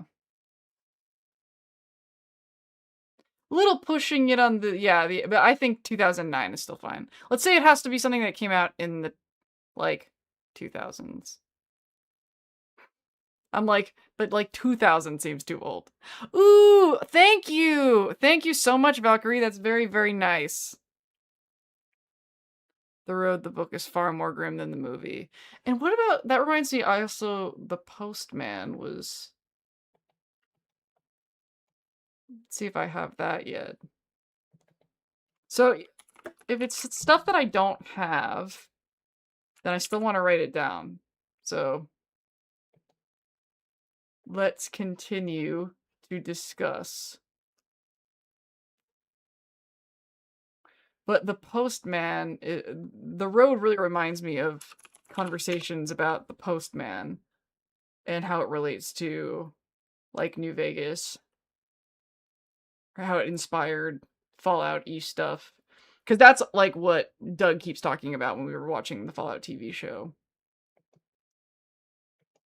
Of course, once again, it's a situation like the book.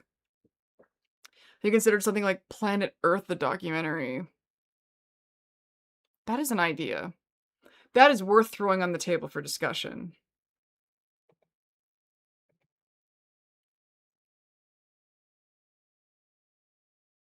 Stay away from Waterworld. Ah!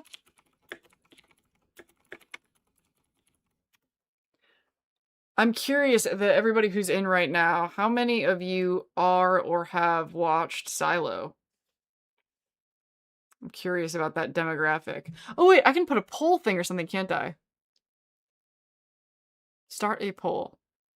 Ooh, let's do a poll. I've never done this. I wanted to push this button. Okay. Have you watched Silo?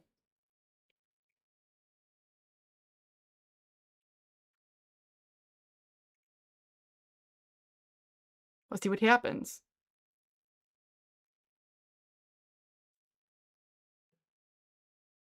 Ooh, that's fun. Oh, I'm gonna have so much fun with this. Is this fun to you guys too? Is it good for you?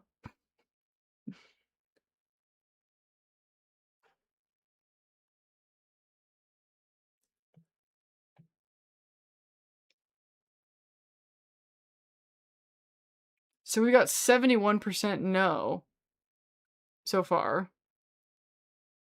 I wish it told me who, though. Okay.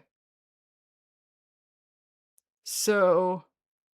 Ooh, when I hit end poll, is it going to show you guys?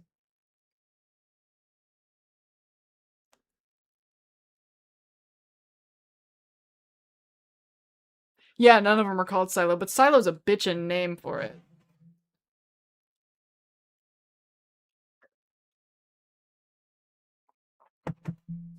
Yeah, I think they might call it the Silo series now, though. Like, of the books. Or they still call it the Wool series. The first one was called Wool. And I have the books because I love the fucking show so much. Haven't fucking read them. I might, actually. That might be, maybe I will actually get... Because I've talked about this before, like, that I have issues with fiction reading. But I've read some non-fiction articles and stuff on the internet about how good fiction reading is for your brain. So I think I want to try as like a exercise. Like I've read stuff that really I'm too tired to go into science right now, but I've read stuff that makes me really feel convinced that I should try. And I might be interested enough in Silo to read those books. I'm really curious. I haven't looked it up at all, but I'm really curious if what's going on in this season happens in the books. I am obsessed with it. It is so fun to watch season 3 with a friend, and then when the episode's over, talk about our theories about what we think is going on. I am fucking riveted. I love all of those characters. I'm so curious what they're gonna do.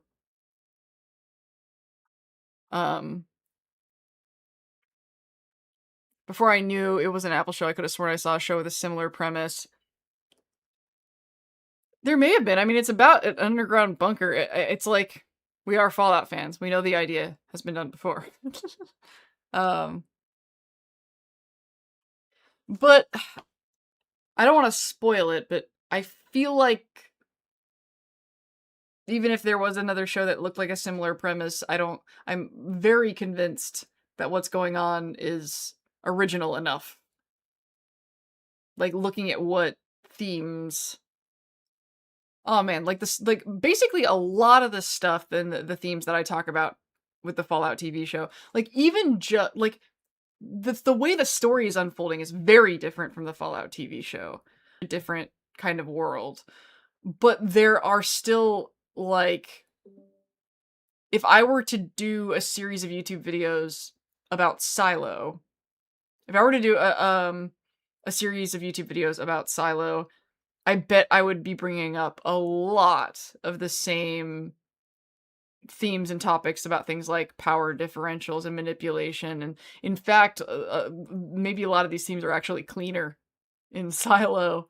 Um, but for the same reason, the things that make the Fallout show fun, there's like so much ground that the Fallout show is covering, while Silo is.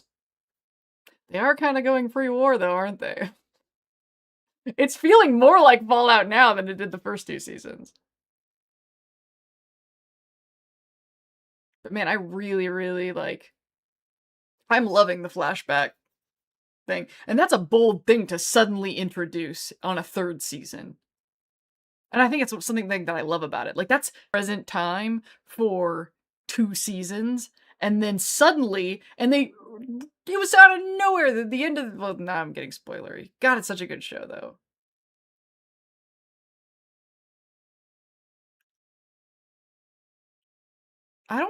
I barely remember anything about Waterworld other than that the map on her back was just an arrow pointing up. And I was like, why can they not figure this out? I'm gonna Google it and see if it really was. That's what I remember, is just an arrow pointing up. Waterworld map. Oh,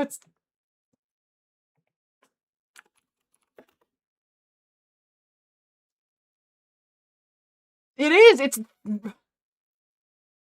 Oh, I guess it has, like, some written language? Oh my god, yeah, it looks like... Maybe, I don't know what Chinese characters are called. I want to say kanji, but... Yeah, that has to be what makes it a map, is whatever those words say. Because it literally is just an arrow pointing up. It really is.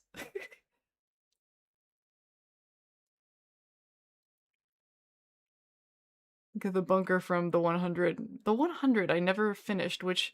And it has like a big gay story, so you'd think I would watch it. The Expanse!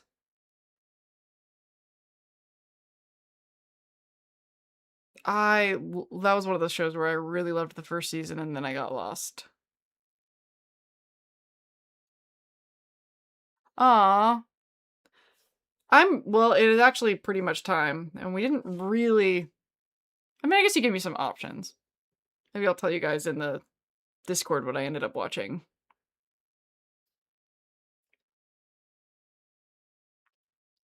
The Prisoner? Is that a show or a movie? I wish that all of Ted Lasso was out, but it's just the first episode. I'm so excited Ted Lasso is back. Speaking of Apple TV shows. Maybe I should just open Apple TV and pick something shit. Alright, it is now time. It is now time. And I will continue to chat with you, hopefully all of you, in the Discord. And now I'm gonna be a good kid and just watch something and not also, like, multitask. That would be impressive of me. Thank you all so much for coming. I think it's hilarious how I felt like, oh, nobody's here, and then, like, there ended up being a whole lot of you here. And I'm so happy! And thank you for all of the bits, and, this was great, and I will see you next month! Bye-bye, everybody!